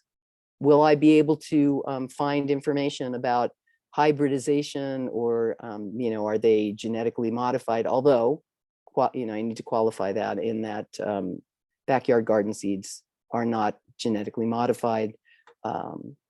That is a process for industrial ag, and they don't really care about the tiny backyard gardener. As we mentioned before, the cost in buying seed packets is in the packaging, and the system by which we deliver those seeds, and that's why we can discount our seeds, because we do them in these bulk packages that we've created for 10 portions, which in and of themselves are incredibly large. So that's something to consider. And then the only other source that I would say in terms of looking at seed companies is your local seed library. And we have talked about that. Local seed libraries are incredible resources to find seeds that work in your area, that have a reputation for doing well in your area, which is basically what I just said.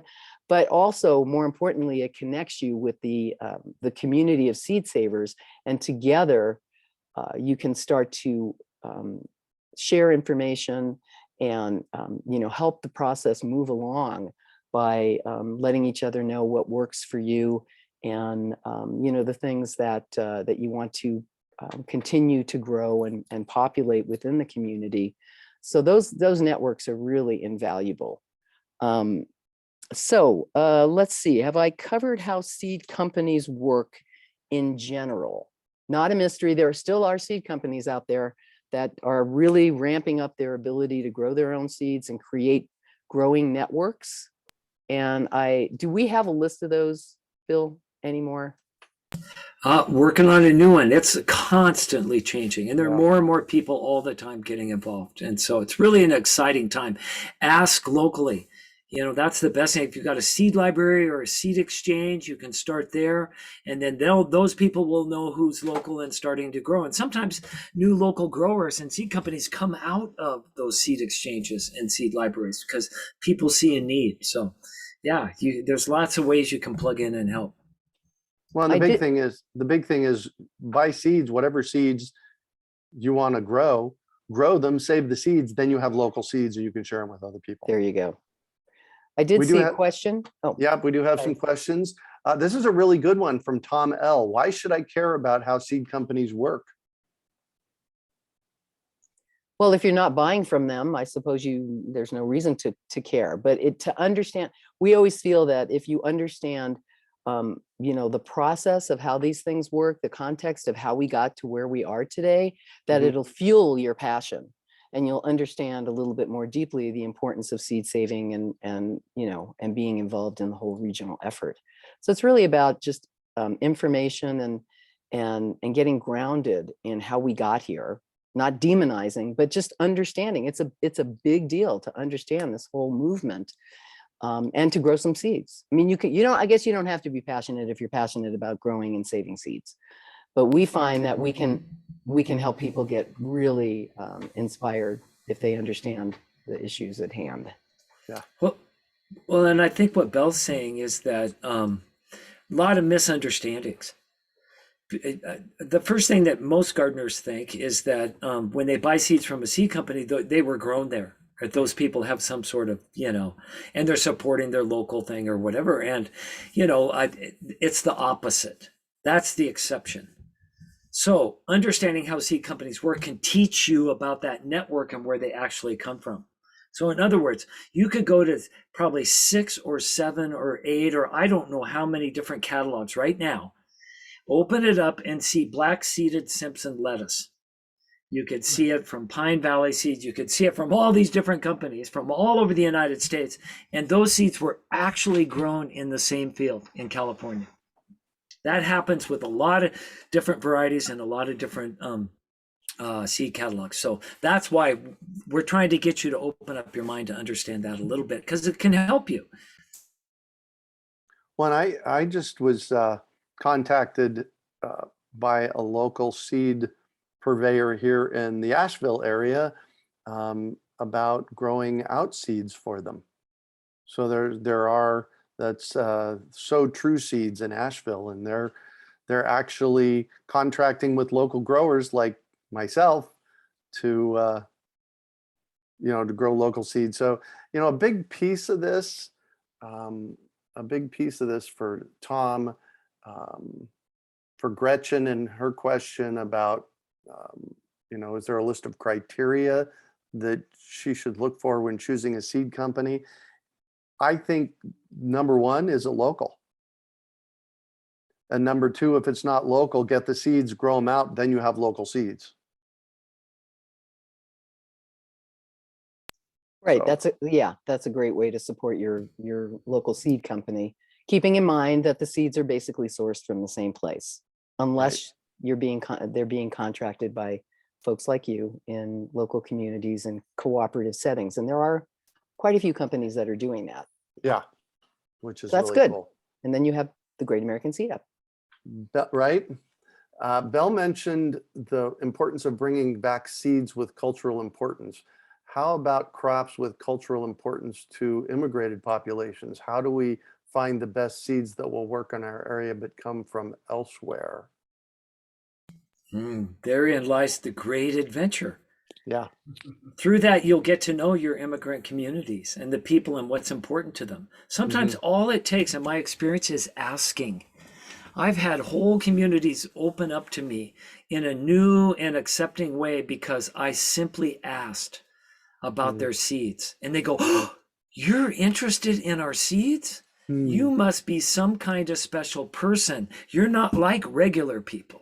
I'm going to pay attention," because seed exchange is just fundamental to, vibrant, healthy human communities for the last 10,000 years. And so you're tapping into something really beautiful there. And so we got the 1919 USDA classification of wheat varieties. It's a PDF that's available that basically shows you all the varieties of wheat being grown in every state that were brought by the immigrant communities. And so that's one way that we found in using in our grain world. Yep. Let's unmute me.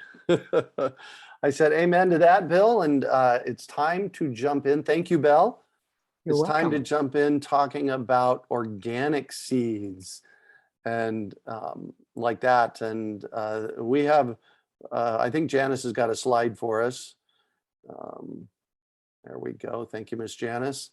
Organic seeds with Greg and Bill. And remember, put your questions in the Q&A. And really what I boiled it down to, Bill, over the years is there's not too many organic seeds out there that we can get a hold of. And if all we're doing is looking for organic seeds, you don't have many choices. So buy regular seeds, grow them out organically, then you have organic seeds. Yeah, there is a law that says that if you are growing a crop and you want it certified as organic, you must use certified organic seed. Oh, wow. If you can find it.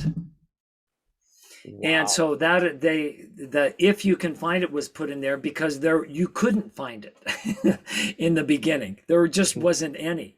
And we talked about this for years in our seed schools. 99.99% of the seed varieties probably left after we've squandered 90% of them are not certified organic. Right. So if that's your criteria for buying seed, I'm going to buy organic seeds and I'm doing the right things and I'm only going to buy organic, then you've narrowed your ability to find diversity so narrow that that's not helping, in my opinion. What we need is more diversity, Well, and because that's what's disappeared. Yeah, what we're finding though is that trying to get certified organic for seeds is turning into a great big mess. Is that not the case? Well, I would go further and call it a nightmare. Yeah, okay, And good. and that's a word that I saw over and over again throughout the winter. I'm on a listserv that was set up by the Organic Seed Alliance Mhm. for organic seed companies in the United States. Many of the small, wonderful, incredibly beautiful new seed companies and the new ones that are coming, all those folks are invited every year to join into this thing, and they ask lots of really great questions like, how do you clean your lettuce seed? Or I use a fan this big, can you help me find one this big? And all the practical stuff. It's really a great thing. One of the topics of discussion was about certifying your seed as organic and what that took and the certification process.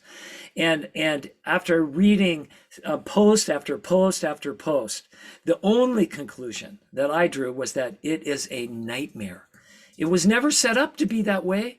It was meant to help protect and to grow the organic seed, movement and the organic movement in and of itself, but bureaucratically.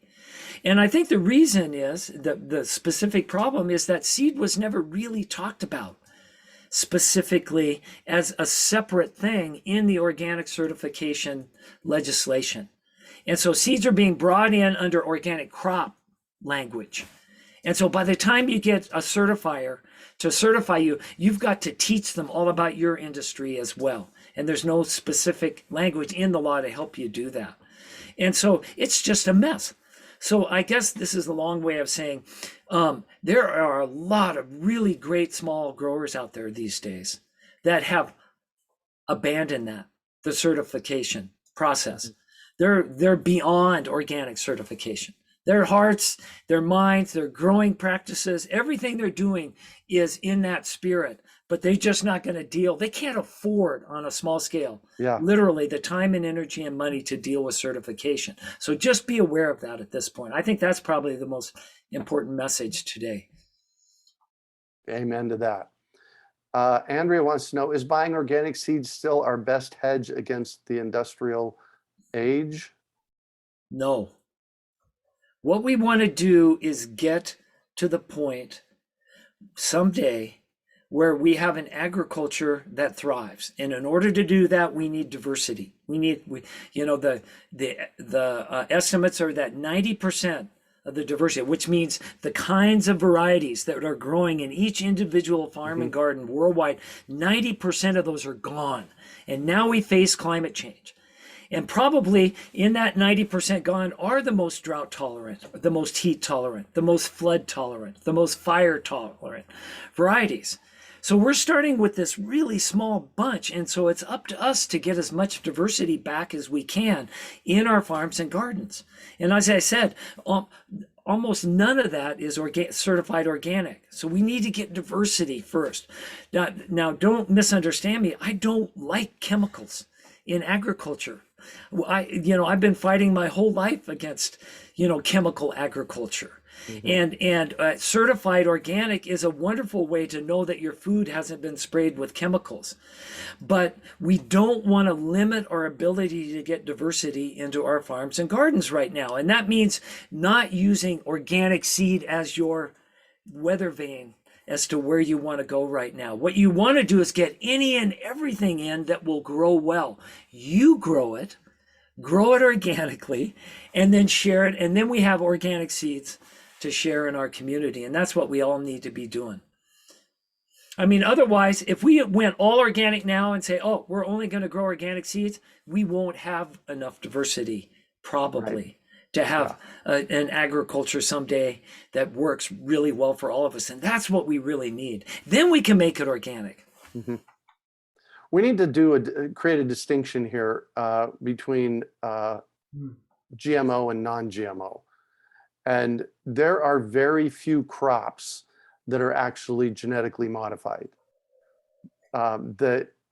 Primarily they're crops that are grown industrially, Right. like corn and The, sh- soy.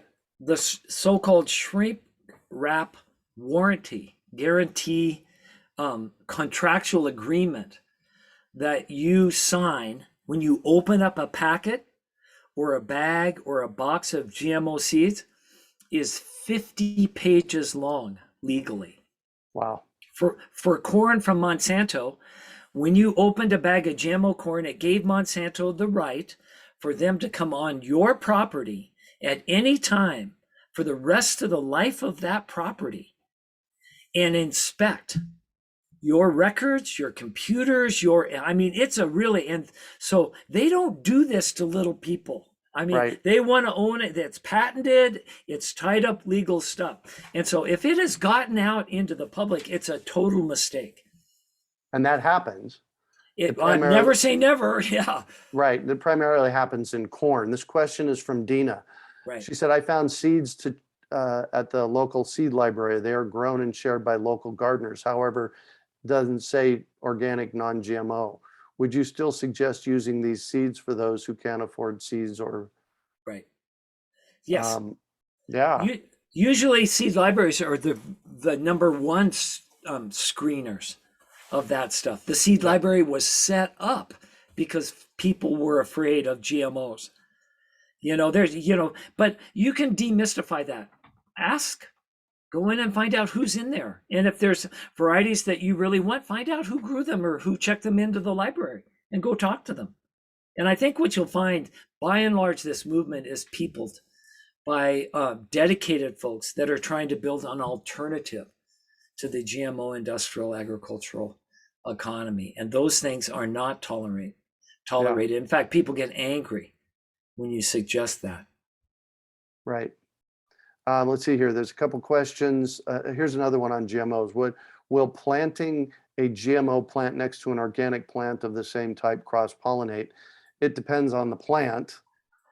Well, the only one, sure.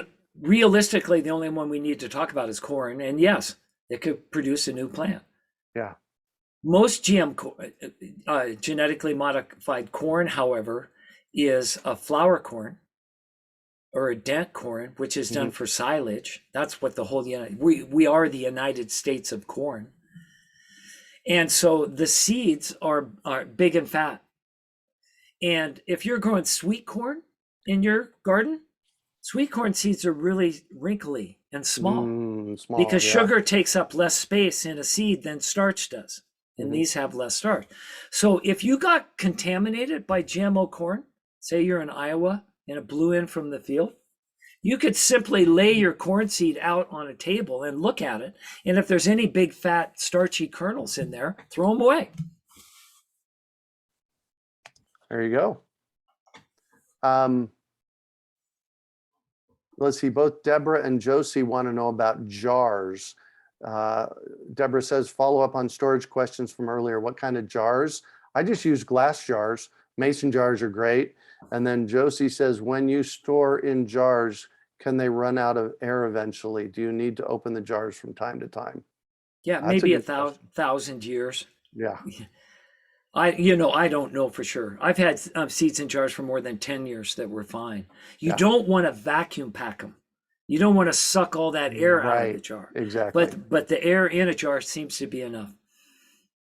This is Angelique says, I have lots of jars and seeds in jars that are not organic.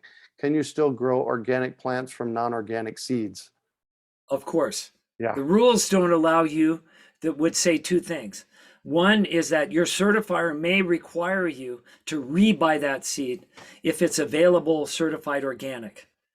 There are so few seeds available certified organic that may not be an issue. The other is that they have to be untreated. All right. And so can I share my screen for just a second and I'll show you a picture. Yeah, we got 4 minutes in this section left. All right, let me just show you a picture here. There. Treated seeds are almost always colored with fluorescent colors. It's just an industry standard. The ones that are treated with chemical seed treatments that are not allowed in organic agriculture.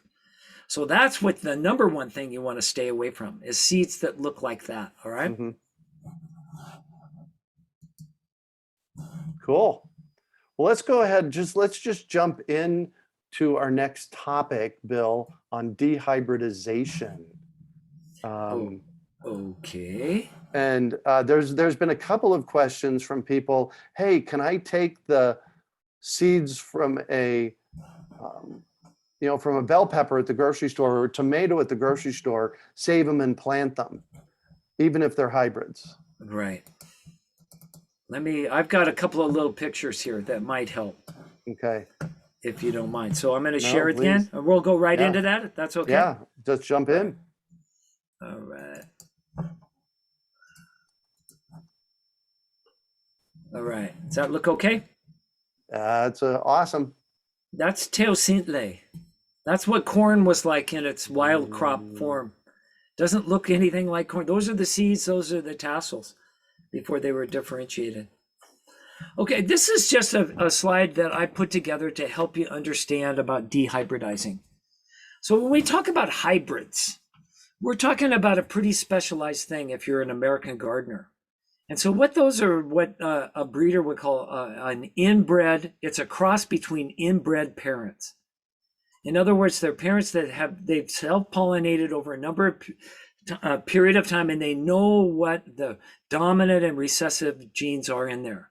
So that they know when you cross those, what the offspring's going to look like every time around the important traits, whether it's yellow or round or whatever. And those, we usually buy F1 hybrid seed.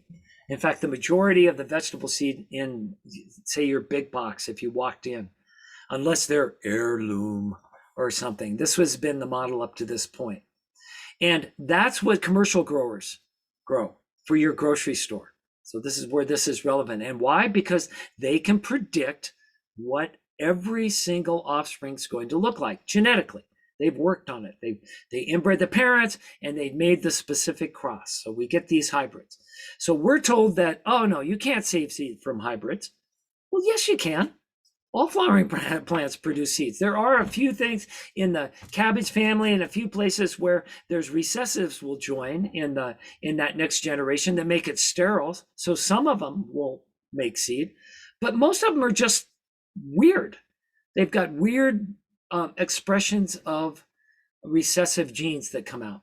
So I want to stop you here real quick. Right. So F2 is you save the seeds from a bell pepper that you bought at the grocery store, right, and you planted them out, and this is what you got. Right.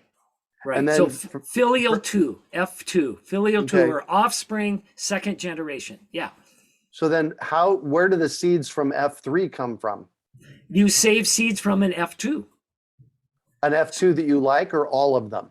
Well, now you're on Mr. Toad's Wild Ride, and that's why it's hard to stay within bounds, Right. because you see all this incredible stuff. So in my picture, if you look down to the third one, and this will happen in about 8, and I'm generalizing, and this happens with different crops, but you can find up to 8% in peppers that are exactly like the F1. So save seeds from that. And if you planted those F2s in the F3, you'll get 16%. Save those. In the F4 generation, you'll get 32%. You get the drift. By 8 generations, you can dehybridize, stabilize, or make open pollinated again, to use all the vernacular that we use, Wow. a hybrid variety. All right. There are more problems, and this is a generalization, but for peppers, especially, and tomatoes, this is how it works. Mm-hmm. All right. Nice. All right. I'll just leave it at that, and then we can answer any questions that people might have. All right. We got questions. I'm sure they're here. There's 11 pages of questions. Is that right? This is why I love doing these, is because we get to get questions that we get to help people with, So Lynn B says, when you say get as much diversity around that crop, what does that mean? As many different varieties as you can find. Tall ones, short ones, big ones, fat ones, little ones, from the North Pole, from the desert, whatever. And Because they're you all, don't know that there may be some genetic adaptation in one of those plants that may be your home run. Maybe something that jumps up and shouts and Mhm. says, I belong in your yard and I love you. And you go, I'm saving the seeds from that one. And nobody's ever really done that in every little backyard and area in the United States for all these vegetables. We started to do it with grains when immigrant families moved, in the early 1800s to the United States and brought their grains. But as soon as they found one that worked, everybody abandoned that and just grew the ones that worked. And we've never done that with vegetables. We used to have trials set up at our land grant universities, our great agricultural land grant universities. Mhm. But those have been now dominated by the industrial agriculture, and they don't do any trials or testing. The one here in Arizona, the Great Desert Testing Center at the University of Arizona, a $55 million center that was set up to find varieties that grow in the desert and pioneer new ways of growing them. When Yeah. we went there, the Maricopa Center, they had trials, and I go, oh, can I see them? And I said, yeah. And I said, so we went out, and there's a measly little garden, and it's being run by the Maricopa Master Gardeners, and they were growing burpees tomatoes to see Oh. which ones tasted good. That's all. Nobody's doing any of that. So we Wow. get to be the pioneers and find out what works. And just mathematically, the more diversity that you can start with gives you more of a chance to find what will work really well for you.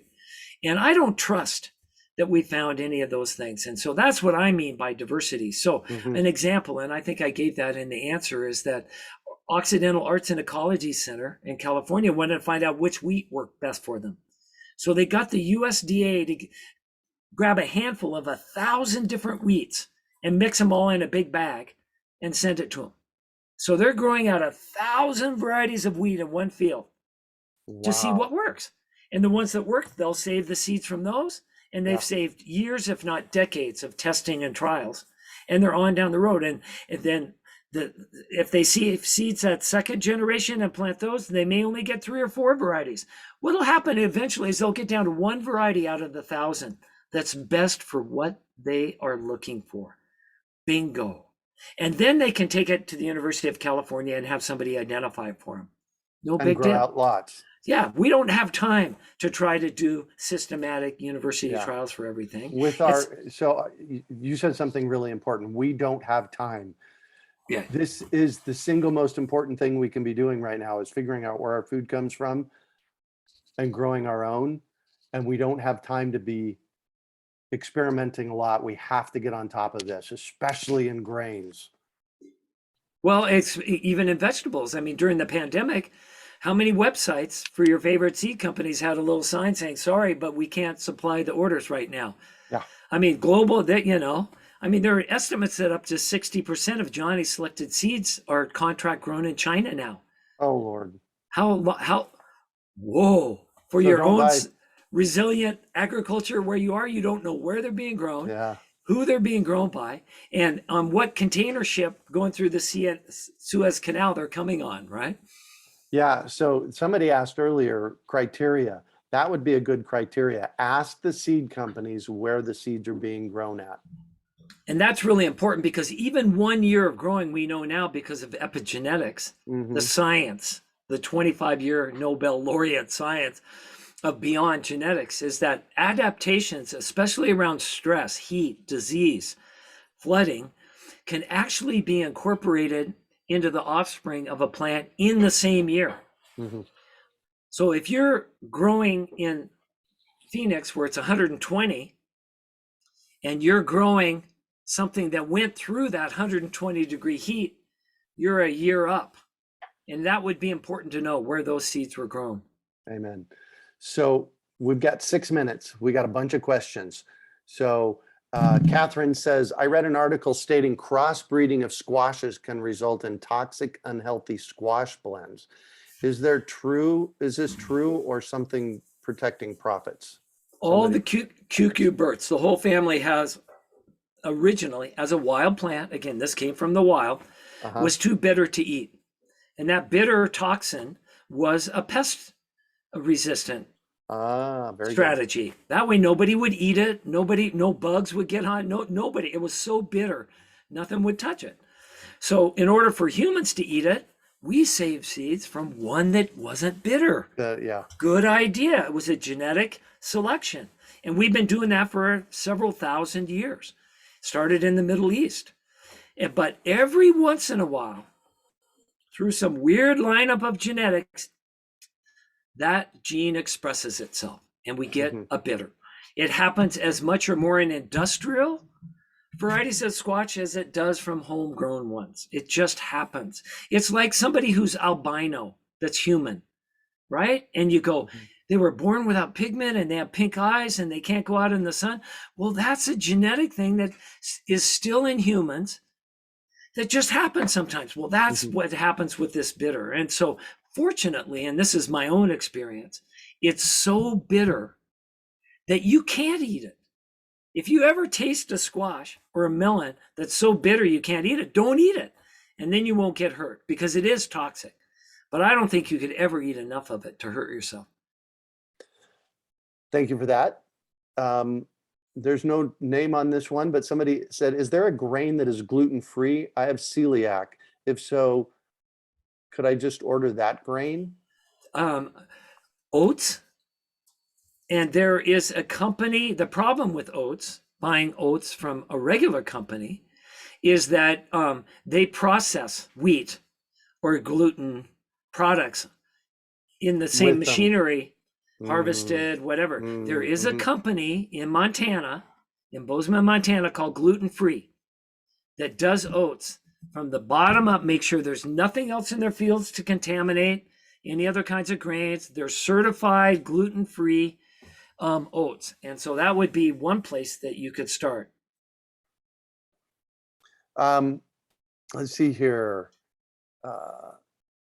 Marie says, I saved butternut squash seed last summer. They grew very well at first in pots, but I did not get any squash at all. What went wrong? Why didn't I get any squash? Could be that it was a hybrid and you didn't grow 100 of them. So here's what you do next time is get as big a pot as you can and put 25 seeds all the way around, or however many you can. And when the vines come up, trail them off outside the pot, each in their own direction. And see which ones start to produce fruits. And then immediately cut all the other vines off so that you'll only have ones that produce fruit in your pot. Well, and if it's a true butternut squash, that's open pollinated, isn't it? It is, but you never know. There are people that do butternuts that are not, that are hybrids. Okay. Marie wants to know, why are there so many varieties in your F2 graphic? Why don't you just have the 2 parent varieties? That's a great question. Because it's rolling dice. So if there's one place in your life where you want to have a big field, a big garden, or a whole community of people that can help you, it's in the F2 generation when you grow out, because that's where most of the recessives will come together and express. It's just, we could teach you this in seed school when we do a module on genetics about how things line up. But you'll get more diversity in that F2 generation. So if you're looking for things, you want to grow out as many plants as you can. So when I did this with peppers, I grew out 200 plants. But that's bigger than most people have in their yard. Say you can only grow 20, well then grow 20 and save those seeds, pick out what you want, look for it, and then the next year grow a different 20, and the next year a different, or get your neighbors involved so that they're all growing them out and you all compare notes and save and select for something. But that's where you want to have the most, because that's where the most diversity is expressed. Is in that F2. Let's go back to her question though. From an F1, why is there so many varieties that come out of an F1 if you just have 2 parents? Well, because parents have recessives. Okay. And those recessives are hidden because they make sure for every recessive that has something that you don't want, there's a dominant in the other parent. That's why they're inbred. It takes a long time to set up parents for hybrids. And so if you save seeds from the F1, you're allowing all of those recessives to come back together again and express themselves. It's like the red-haired grandchild. Oh, right. Right? The parents don't have red hair. It's not there. They're recessive that are hidden. But because those two parents come together, the redhead can be expressed. Well, there's lots of redheads in an F2 generation. We'll just say that. Cool. All right. We're going to bring on Kari next. Thank you, Bill. All right. Always great information to have. We're going to bring on Miss Kari next. And Miss Kari is going to talk about adaptations.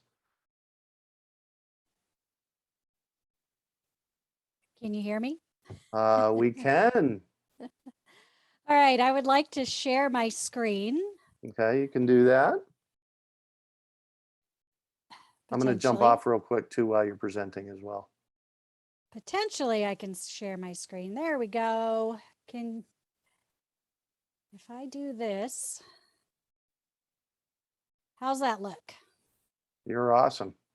Okay, so I've just been so fascinated with what we've been talking about, and some of what that I was going to say about developing your own varieties, we already touched on. So some things I can go through pretty fast, but I do want to jump back real quick to something that was really important that Bill mentioned is the refugee populations that are coming to the United States.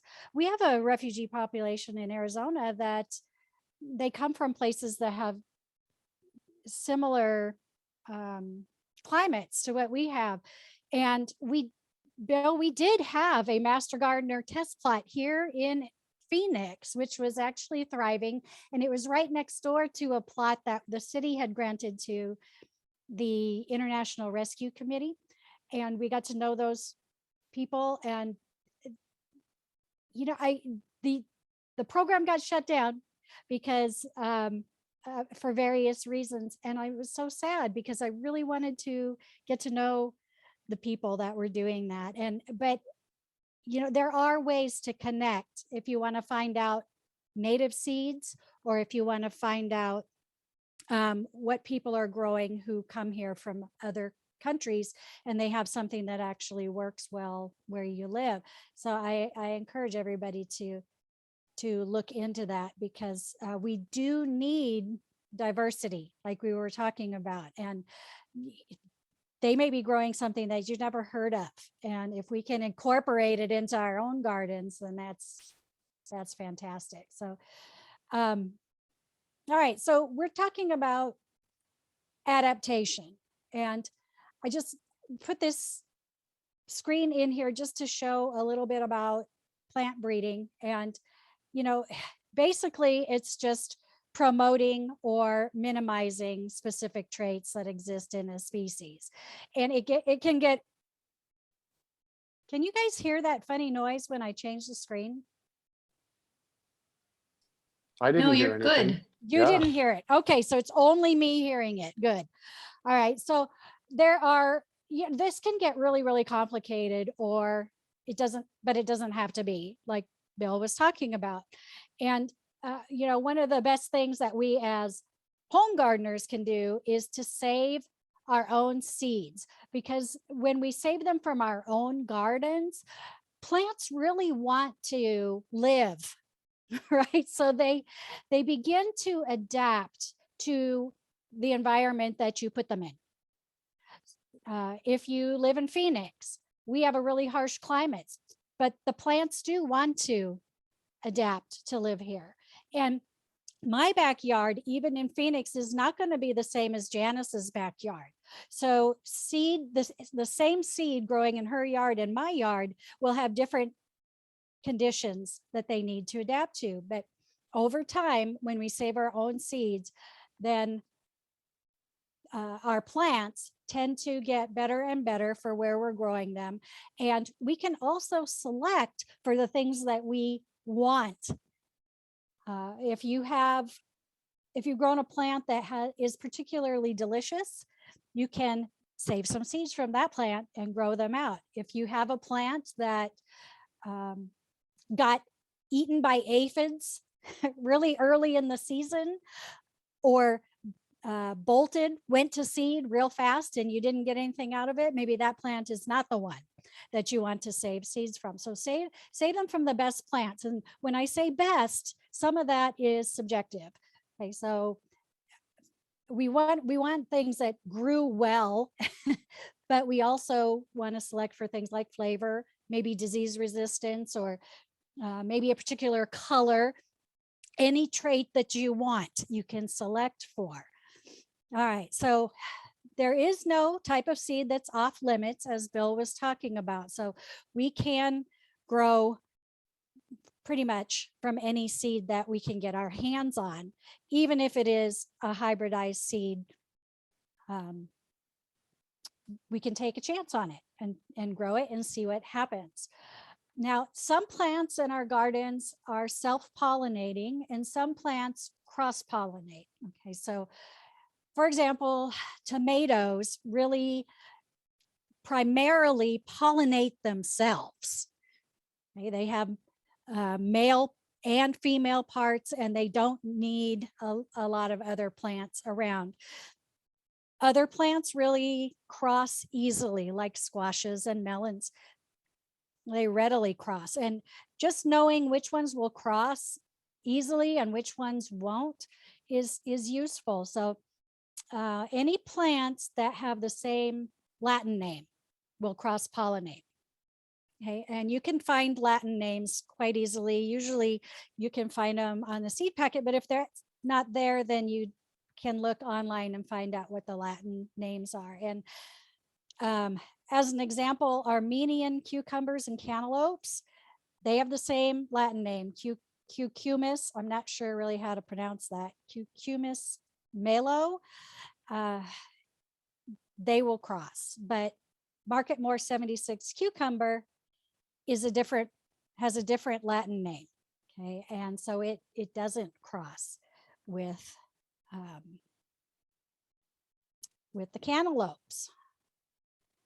Okay, so it's important really to find out which ones will cross and which ones won't. And some of them, if you want to cross them, then you have to do a little hand pollinating, like with tomatoes. I have done some experimenting with crossing tomatoes, and there's more of a process involved with that because they don't do it as easily on their own. But I really like to do lazy, laid back plant breeding, where I save seeds from the plants that survive and thrive and the plants that I really like.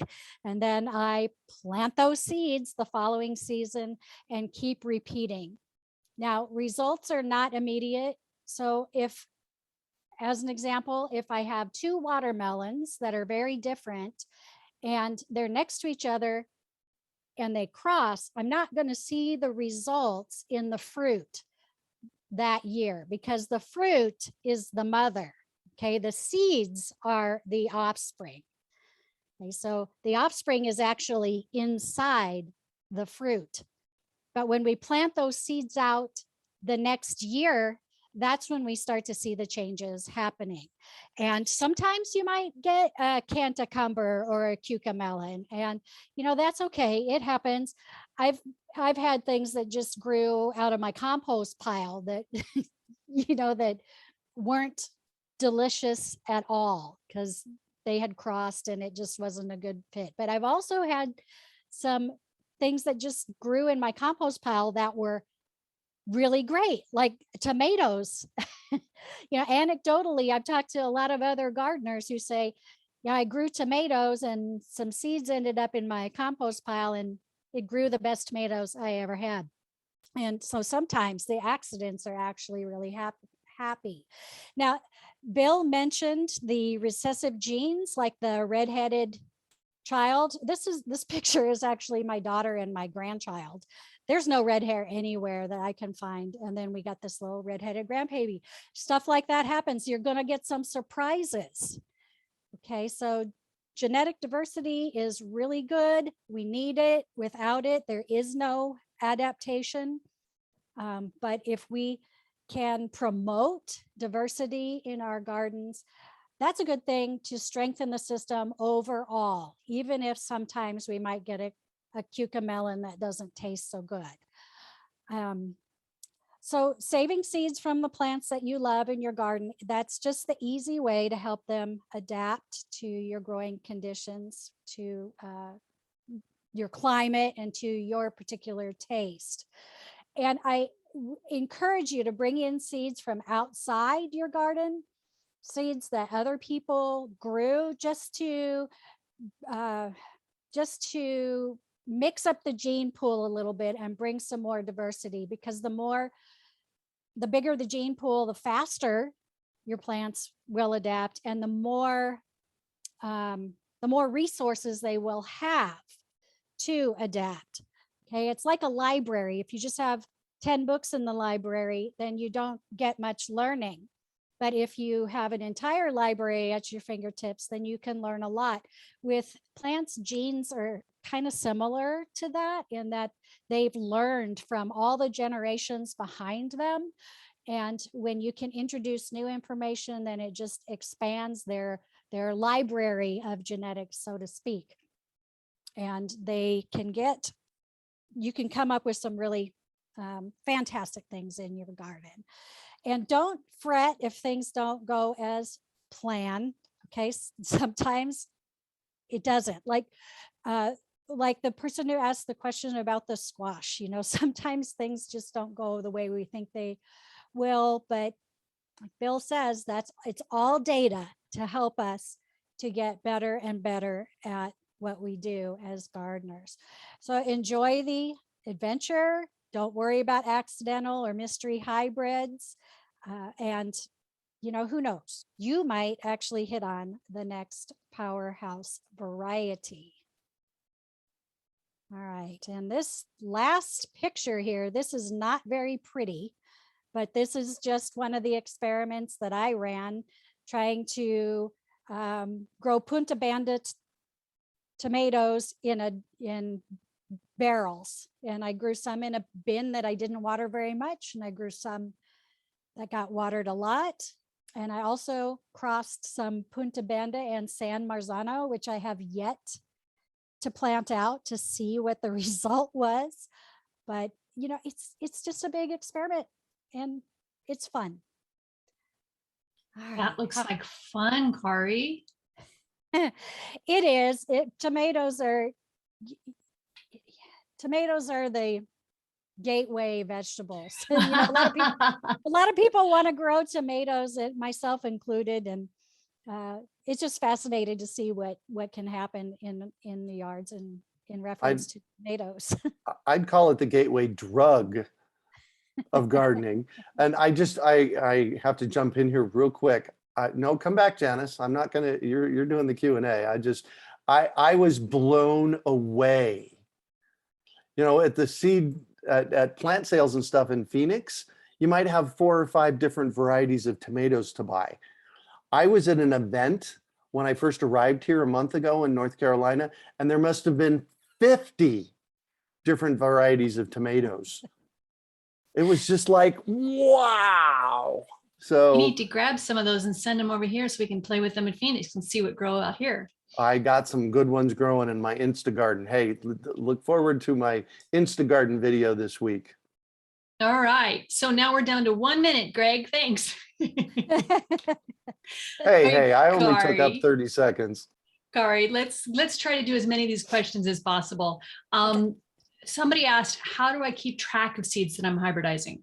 You just draw it out and put the year and date it and some notes about what you're doing. I mean, you can be really scientific about it if you want to be. I'm not bent that way. So I just, like the picture that I showed you, I just write it down. Journal whatever way that works best for you. Yeah. All right.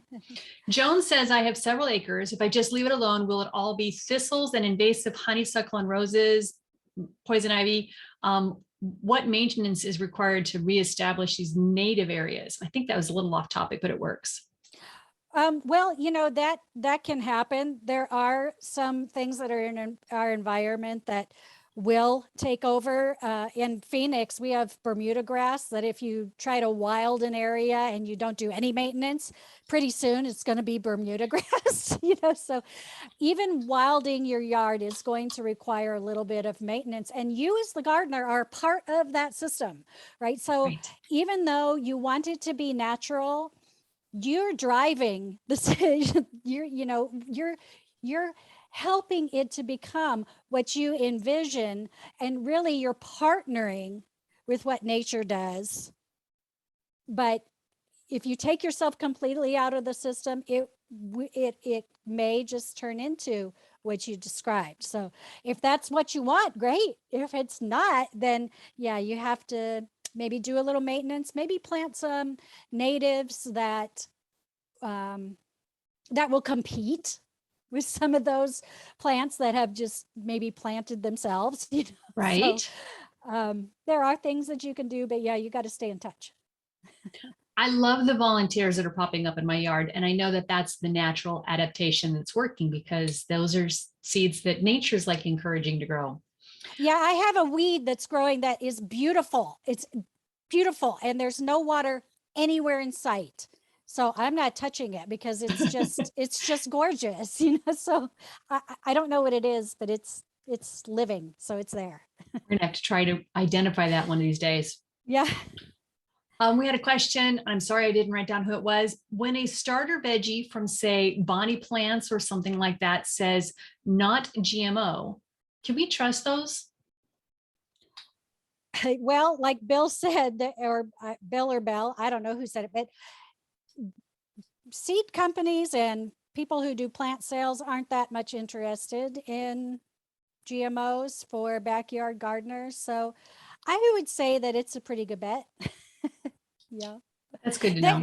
But it's a marketing term, really, because there really aren't GMO plants for backyard gardeners, with the exception of maybe corn, where GMO just gets into it, and it can't be helped in a lot of situations. But yeah, it really is a marketing term to say non-GMO. And we were talking about organic earlier, and one thought that came across with that is, and you can confirm this for me, the seeds that you get may or may not be labeled as organic, but if you grow out at least one generation, then you are now having organic seeds. But those first vegetables, it depends on how you treat it, right? That's true. Some of them come treated with chemicals. If you don't start with treated, that are not good. So I would, in my view, I would avoid treated seeds, but anything else I consider fair game. I love that graphic that Bill shared with us with all the different colors. I mean, it highlights how to be looking out for this if you're not sure, especially if you're sharing seeds with somebody else and somebody else gives you seeds and they're this gorgeous color and you're like, yeah, no, thank you. Yeah, they look like candy. Right? Yeah. I do have to jump in here though. Jake Mace gave me some spinach, an alternate spinach seed a few years ago. And I said, dude, these are treated. He said, no, they're not. I just harvested them out of my yard. So, and they were a bright green. So it's not always that way, but it is an indication. So trust your source. Trust your source. All right. Somebody, again, we missed a question on this one. Somebody lives in Phoenix, and in the summer, there's no cool places to store seeds. The homes are quite warm sometimes for those of us who are not using our ACs or are living off of swamp coolers. If the temp inside is in the high 80s, is that too warm? The garages and stuff can get even warmer. And is the fridge too cold? Yeah, I mean, no, you can put stuff in the fridge or the freezer. Yeah, and if you're worried about it, just do that. Yeah. Awesome. Marie says, should a pot be over a foot in depth? And could the depth be a problem for growing butternut squash? She started more butternut squash seeds this year, planted them in a small pot and have it on her windowsill. Yeah, yeah. For squash, you do need a big pot because it's a big plant, right? And so the root system needs some room to grow. But can depth be a problem? Yeah. Yeah. You got to make sure you have good drainage.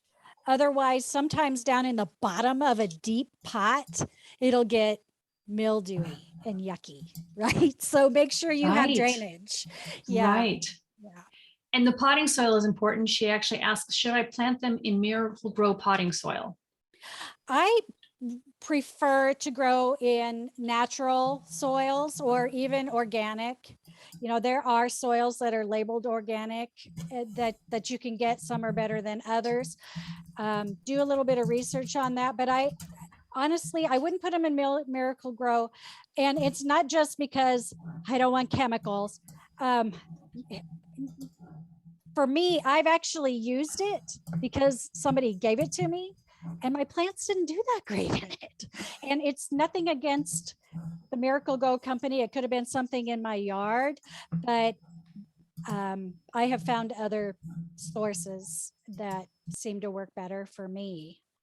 Yeah, Grow Well, Kellogg, to name a few, but there's lots of them. The Inman said the Egyptian spinach seeds are naturally a beautiful green color. Oh, how cool that is. All right, let's look at Yeah, our that time.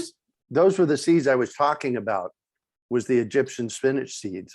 Right? So thank you for that, the Inmans. I appreciate that. That's exactly what they were. They're this neon green. That's cool. Well, let's give Bill a little bit of time to do patenting. And if we have time after that, it is Bill, so we're going to get a lot of information. We will come back and try and answer some more of these questions. Bill, you out there? Yeah, I'm here. Awesome. Thank you, Kari. I'm going to, is this you, Bill? There you go.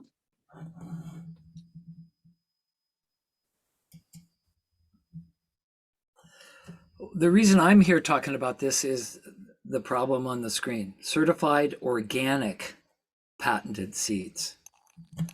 In Europe, 80 organizations came together and have petitioned the European Union and the European Patent Office. And right now, in order to patent something, a plant, in Europe, it has to be genetically modified.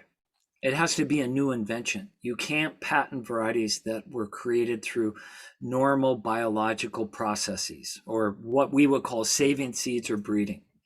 In the United States, we do allow that. And I was shocked when I found that certified organic seeds were being patented. And those are the three across the top European companies that are most responsible for that. And they sell those seeds primarily through the three companies down below that. And so I just want to bring a little bit of awareness around this. So this is from Johnny's Selected Seed Catalog. And it's not very apparent. You have to look through every description, and it's usually buried down inside, but you'll see something like utility patented granted. And that was a certified organic variety, Salomonova. Sometimes you'll just see the patent numbers, utility patents, and here's the patent numbers on these varieties. And so basically, Johnny's is good. They have a place in their catalog where they talk about what that means. And it means that seeds can only be used for crop production, cannot be used for seed saving, replanting, resale, giving away, or use in any breeding program.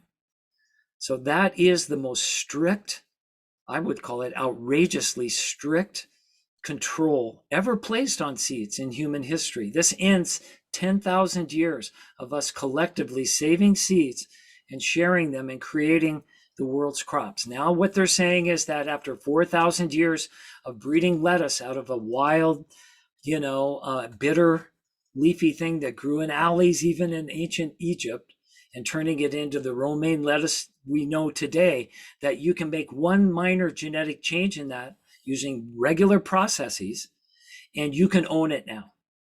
And you can prevent people from saving their seeds.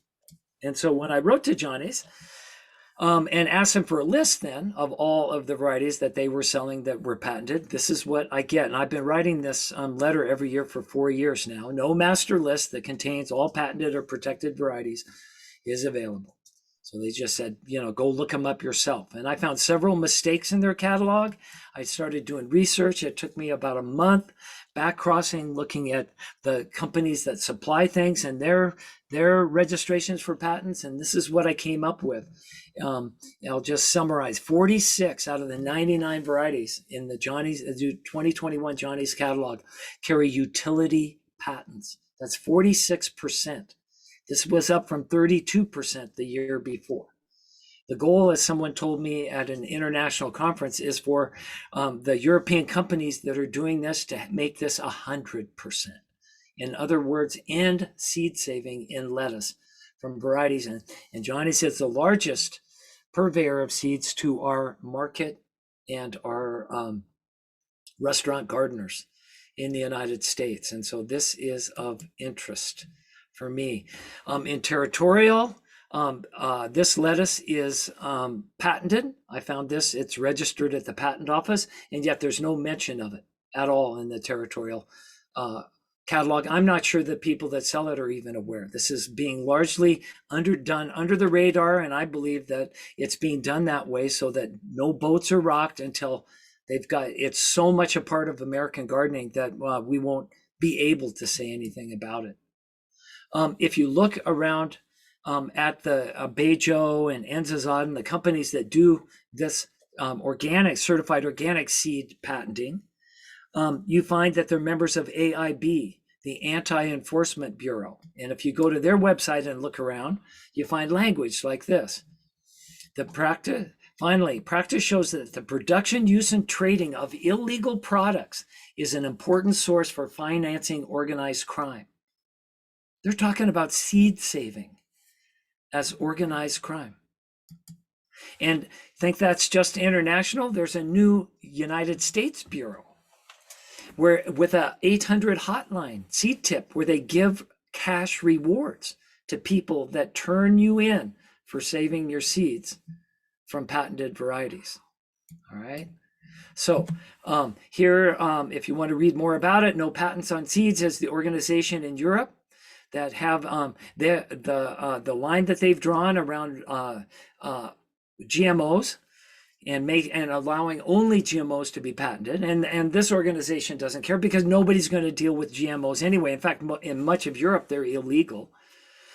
But they're focusing on what I think they should be focusing on, and that's the patenting. Why? Because we're seed savers and we need more diversity, and anything that gets in the way of that is to be questioned. And at Rocky Mountain Seed Alliance, I started a list basically to keep people aware of what's going on in the patent-free seed campaign. And if you will go to seedsave.org now and register for the e-alerts, I'll make sure that you're alerted if you're interested in helping us further that. So that's about all I have.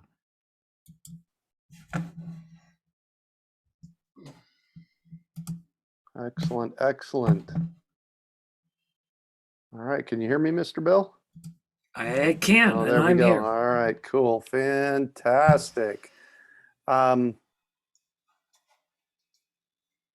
I'm not seeing any. Oh, hold on. Janis is making all kinds of changes and it's flipping the questions around. Sorry about that. Are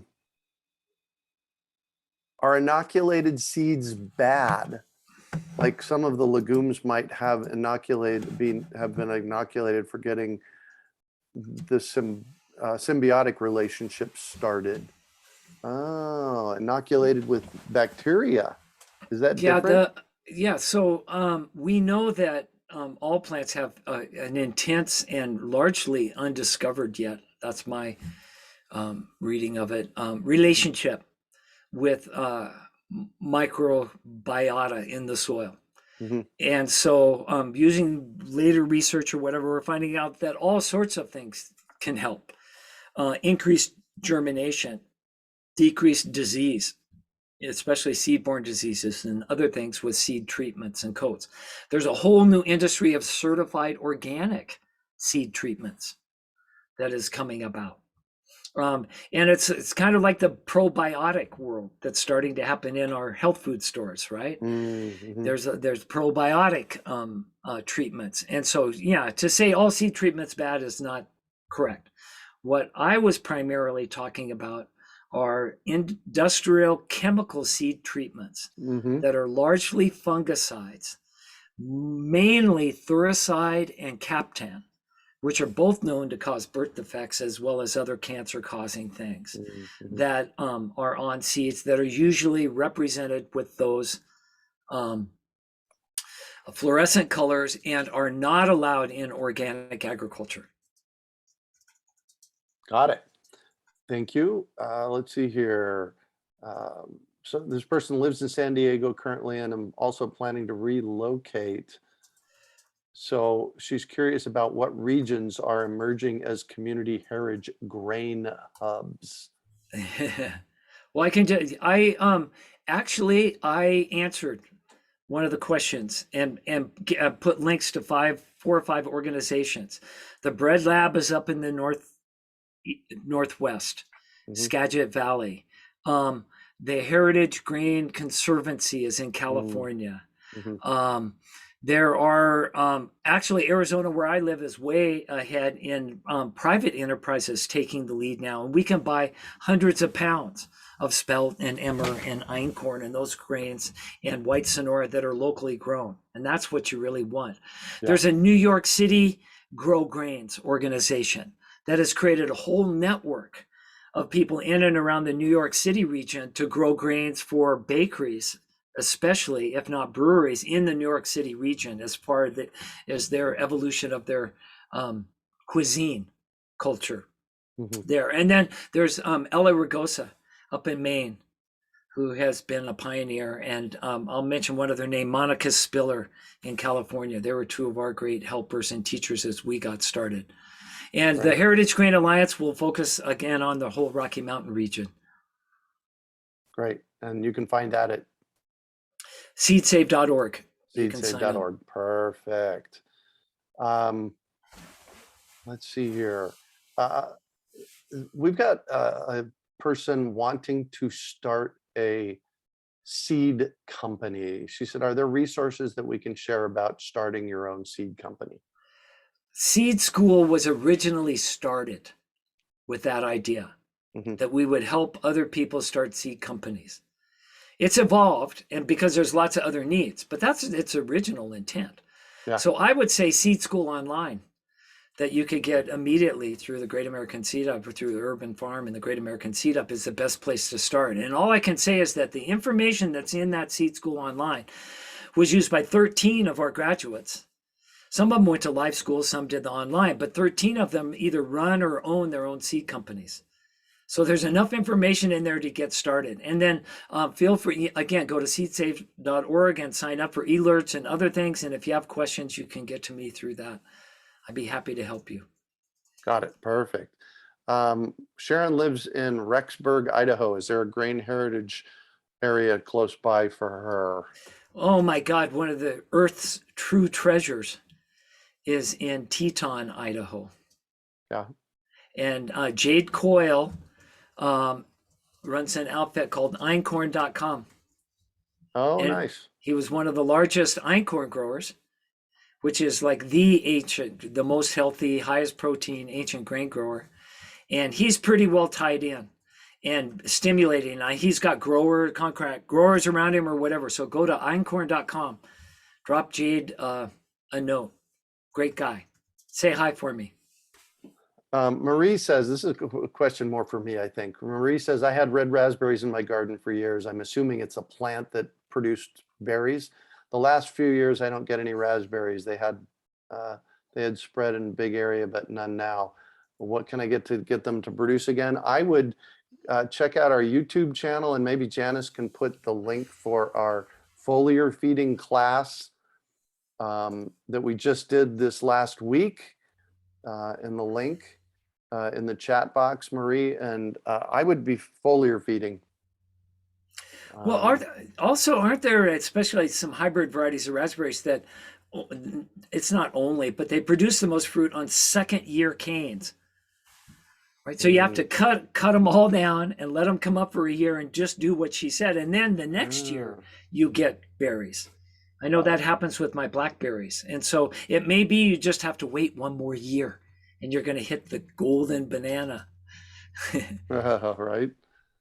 All right. I'm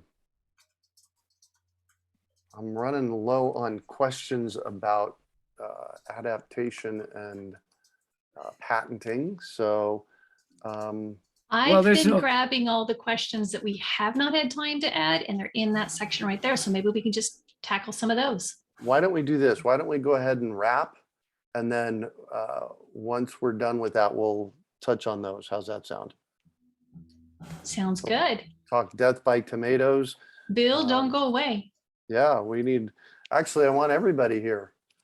Bill and Belle and Kari and Janis. All right, let's get everybody back, but let's go really quick through this. Oh, yes. We are having sales happening right now, but anyone who buys Seed Up in a Box this weekend, and it is Memorial Day, so we know that not everybody's watching this live. We're going to make it go ahead through Friday. You will get a free PDF booklet called Death by Tomatoes. We are definitely talking tomatoes today a lot, so this will be a good one. It's how to save and grow for delicious tomatoes. Hey, that's a good book too. That was a Bill and Belle thing, wasn't it? Bill, is that both of you? Yes. Yeah, perfect.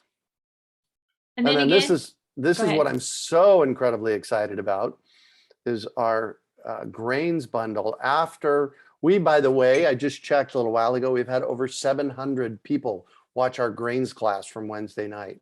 It's on YouTube. And after watching the grains class, participating in the grains class, I am like, let's grow grains, baby. right? Yeah. I'm like, okay, I got to move some stuff in my yard so I can make room. Right. All right. So we have this bundle. Oops. That's okay. We have this bundle that has 7 varieties of grains. It's our Seed Up in a Box bundle. You can buy it for yourself, or you can buy it and share it. So, And can I jump in here for a second? Absolutely. please. People are, one of the questions is, where do I buy these grains? And I've had people come to me and say, oh, I want, I'm a farmer. I want hundreds, if not thousands of pounds or whatever. Well, they're not there. This is the beginning of a whole movement. And I would say, just from what I know sitting here today, there is no place that you can go to buy that list of grains in these quantities. You have to go to, they're out there now, and they're starting to come in more, some of others, but there's no one place where you could grow, and those are amazing. They're all, they came out of our trial, 300 different growers in 200 different places around the United States, growing 285 heritage and ancient grains that we found through the USDA. Started with 50 seeds of each, and these are the winners. These are the ones that more people wanted and worked in more places and more quantity. And so, wow, it's so rewarding to me. This is like 6 years later that we can actually even offer these grains in these amounts. Yeah.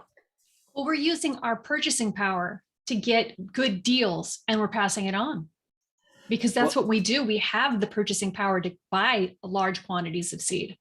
Right. Yeah.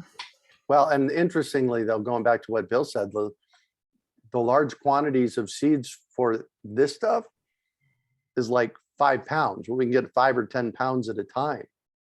So we're not, so that's what we really need y'all to do. We need y'all to get one of these bundles, grow them out, and share it. Mm-hmm.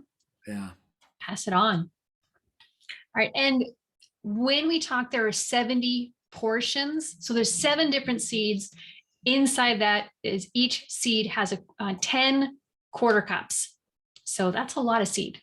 That's a lot of seed. Yeah, well, I started with 50 seeds of all of those in my yard. Just Right. 50 And single seeds. Yeah, and out of 50 seeds, you can, if you do it right, you can get a pound or more in your yard, and then that pound can grow 100 pounds. And When that you 100 pounds will plant an acre, and then you're talking 4,000. Right. You told a story that bears repeating from Wednesday night about a gentleman in the military in 1949 that captured some wheat grains. Can you tell that story again? Well, it's kamut, which is in, everybody can almost now recognizes the name. It's in breakfast cereals. Go into your store and see Heritage, your ancient grain cereal box, and it'll have kamut, Kamut, right? Kamut. And that the story behind that is a son of a Montana wheat farmer was in World War II and 1949 in Egypt, and on his way home, and he went down to the market, and they had these big baskets of this grain, and he looked at it, and since he grew up on a wheat farm, he asked about it, and he said, "What is that?" And they said, "That's wheat," and through a translator or whatever, and he goes, "That's not wheat. That's 3 times larger. Each grain is 3 times larger than any wheat I've ever seen. That must be something else." And they said, no, this is an ancient wheat. And so he literally put a handful in his pocket, 32 grains, and brought them home to Montana and showed them to his dad.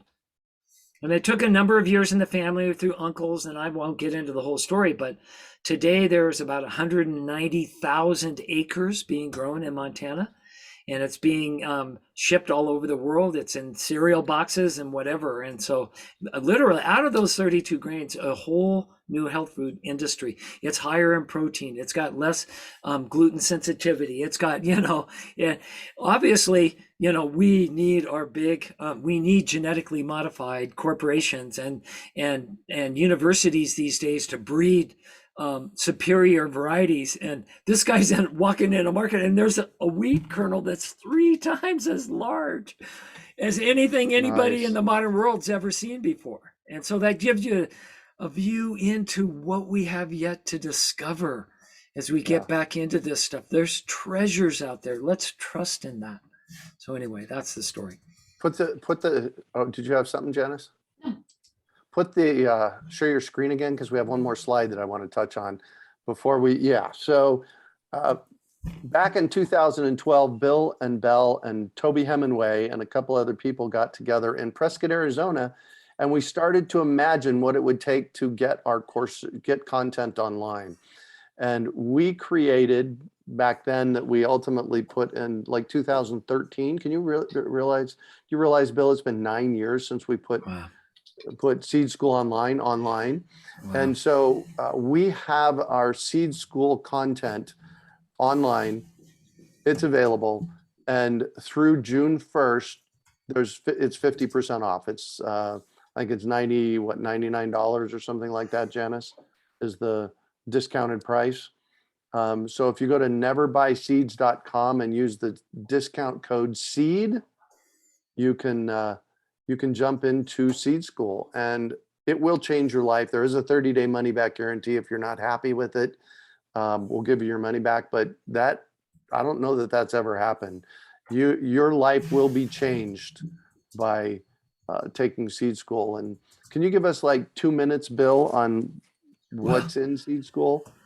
I got into the loss of diversity and the compelling idea that the only real answer, there's nobody coming to help us. There's no institutions. Mm-hmm. If humans are going to grow enough food with available resources, we're all going to have to do it. And to do that, well, you need seeds, your own seeds, and the diversity that comes from that system. And so I got started more than 40 years ago. And I've been doing the same thing ever since. It's lecturing and selling and sharing and growing seeds. And all of that knowledge was put into the very first Seed School that Belle and I put on here in Cornville. It was a 10-day program. Mm-hmm. And then we crunched it into 6 days and did that for a while until I went to speak at Fairview Gardens in California, and there was a sign up saying Seed School in a day. And I go, what's that? And they said, oh, you're going to do a seed. And I go, I am. And so we had to do it. And it really made it better because what's the most important thing? And so we took all of that 40 years and then all the years of doing seed schools and then all the seed schools in a day. And we boiled all that down into this course. So that's where it comes from. There's nothing quite like it. It's born out of trial and error from listening to what people want and how they reacted for a long, long, long, long time. And we think we're getting closer. It's always evolving, but we Right. get pretty close to what people need. And that was our goal. Nice. Thank you. So if you go to neverbuyseeds.com, use the discount code SEED, you'll get 50% off. And we'd love to have you join us for Seed School Online and like that. So how about if everybody takes 1 minute? Oh, you're muted, Miss Janis. Kari, you go first. What am I doing? Because I'm answering a question. Oh, okay, good. I'll go first. So basically, I thought we'd take 1 minute, and I just want to thank people for being here. I've said this today. I say this every day. The most important thing we can be doing right now is discovering where our food comes from and how to grow our own. Doing your own seed saving is one of the most incredible things you can be doing. And the way that our programs at Great American Seed Up are designed, they're designed to jumpstart your local seed economy. And you can buy a bundle for yourself, which people do. You can also buy bundles from Great American Seed Up, a bundle that you can actually do a seed up. And they're priced such that you can actually do a seed up of your own and make some money at it. So. And if you need help doing your own mini event, you can reach out to me. I will send the documentation that you need and I'll walk you through it. Yeah. We haven't quite got it automated yet. Anybody else want to jump in? And I would jump in. Hello. I just want to encourage everybody to take advantage of the years and years of experience and wealth of knowledge that this group of people has assembled, and you know, and go out there and do great things with seeds. I can't underscore enough what a treasure this is to have these. You know, I'm honoring everybody in our group. I'll include myself to a degree because I help create some of the stuff that's going on. a lot of it. Thank you very much. Thank you. Yes. Okay. More self-love. You can be modest, but I'll jump in. Okay. All right. Same here. So many of your great ideas have totally taken this to the next level. Thank you. Thank you. And it just blows my mind as I sit here and listen to everybody. It's like how concise, and it's so clear, and it's so packed full, but calm and excited and so accessible that I'm super proud to be part of this. So, and thanks everybody for joining us on this adventure. Yeah. What I want to figure out for next time is we had like 600 or 700 people sign up today. How do we get 6,000 or 7,000 or 60 or 70,000 people doing this? Because with what's going on in Ukraine, with what's going on with baby food formula, I did a little bit of research, and that is a factory farming challenge that happened with the baby food formula. And factory farming can hit so many areas. How do we spread the word and get tens of thousands of people to show up and learn this free content? That's really the question moving forward. And it's a rhetorical question. I don't know that we necessarily have to answer it, but share with your friends. Yes, Miss Kari. I personally have learned so much during this program. Right? Yes, it's so exciting and so fun. And we have more questions that we could answer. Bill, there's a question about Johnson grass, and does it affect growing grains? I have no idea, really. Maybe you do, but there's a lot to learn in this arena, and I think it's a lot of fun to actually get to know some of this information. The definition of a species is that it won't cross. So Johnson grass is actually a sorghum, and sorghum is one of the grains that people grow. But they're completely different species. So that doesn't mean that they won't cross. And we call that a wild or wide cross.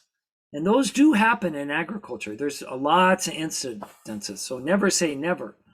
But generally, it's not a problem. I'll just say that. Cool. Oh, you're muted, Miss Janis. I'm muted because there's somebody in my neighborhood who's making a lot of noise and I don't want it to disrupt our presentation.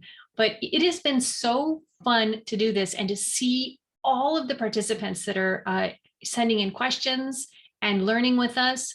I just want to reassure that we will have this out as a recorded, and we're going to send an email out as soon as we get our ducks in a row, right, Greg?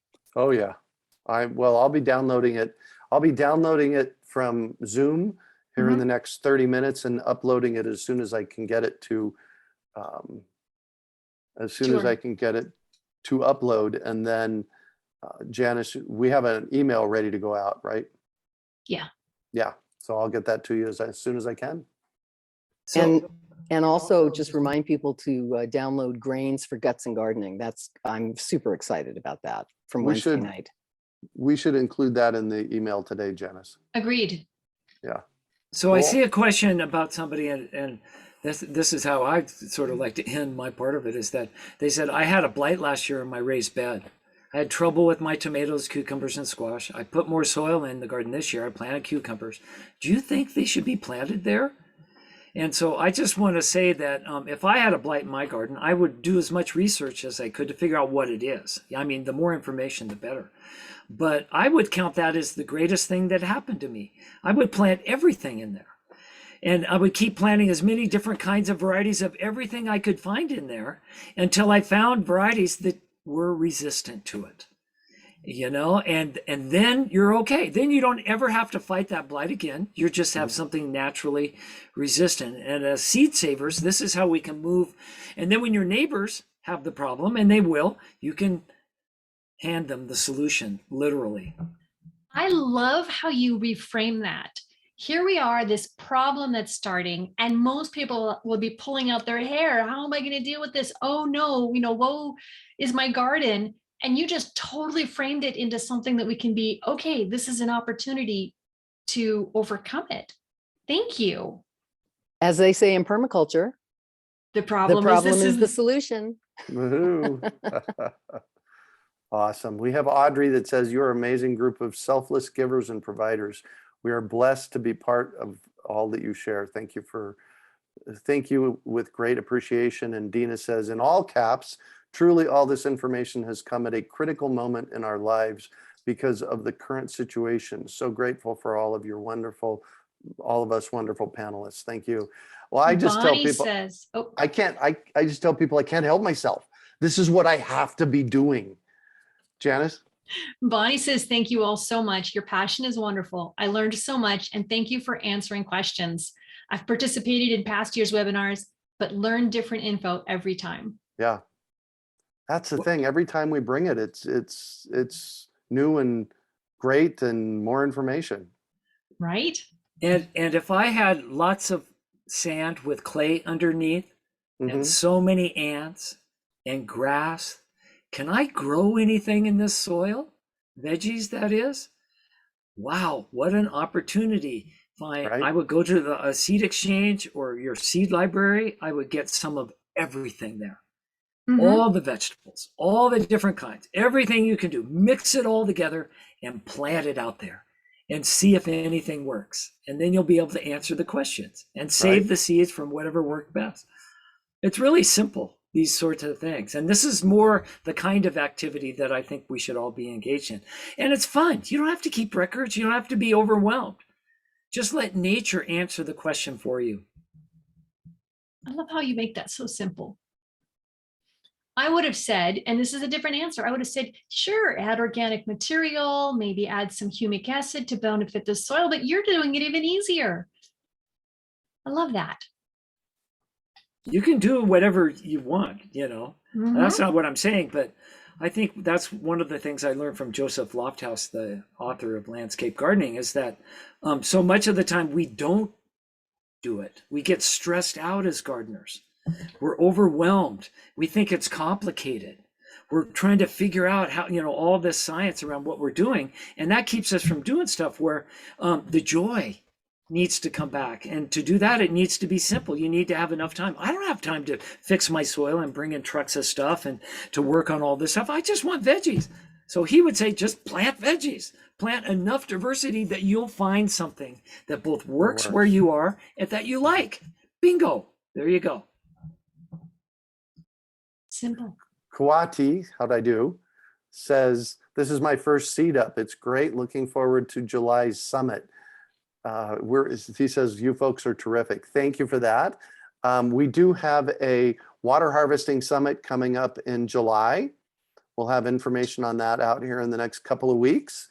And I think you are in Tucson. If you're in Tucson, you can come to a live event, the Great American Seed Up, that will be happening in Phoenix. November In- 4th and 5th. Is it the 4th and 5th? November It's 4th the- and 5th. Perfect. So, you can come and actually see us live and in person, and I will be there. Yay. Yeah. Yay. Oh, what is it, Bill? You're muted. Seed Up Saturday that we're doing today was started because of what we do live at the Great American Seed Up. Right. Now we do workshops and classes, and you can ask questions. So Cool. All right. Well, are we good? I think so. I think so. Thank you, everybody. Remember that you can get the grain bundle for $111 right there. And it's available, and that's in our shopping cart. Can we put the link to that, Janis? I'll do it in one more time. Chat. Okay, cool. GreatAmericanSeedUp.org. And the grain bundle's there. And then the next slide is about Seed School Online. Neverbuyseeds.com use seed for a 50% off. And then I think you had one or two more slides. Did you not, Miss Janis? That's it. Okay, very good. Brent says, just got the baker's bundle. Love it, guys. Gonna start up and buy his mini wheat farm in Beaverton, Oregon. Yay. Yay. Awesome. And we only had 20 of those going into today, 20 of the bundles. So, if you want to get it soon. And send me mine, Janis. Maybe. We will be shipping out later this week, starting shipping later this week. So for the next couple Cool. weeks, we'll be sending those out. Awesome. Thank you, everybody. It has been absolutely amazing. I wish we could stick around after everybody left, but once we say this is done, it's going to all go away. Yes, Miss Janis. Thank you to Renee, who's been holding the fort for Oh, our yes. team over in Facebook. Yes. She's Thank been you, Miss posting Renee. questions in for us. Thank you so much. Yeah. Awesome. All right, we're good. Thank you, everybody. Have a great weekend. Plant lots of grains. And That's your shout out takeaway. to our military families. Thank you for everything that Oh you my do. gosh, yes. Yeah, we don't want to forget about them. Yeah, Thank you. perfect. All right, bye, guys.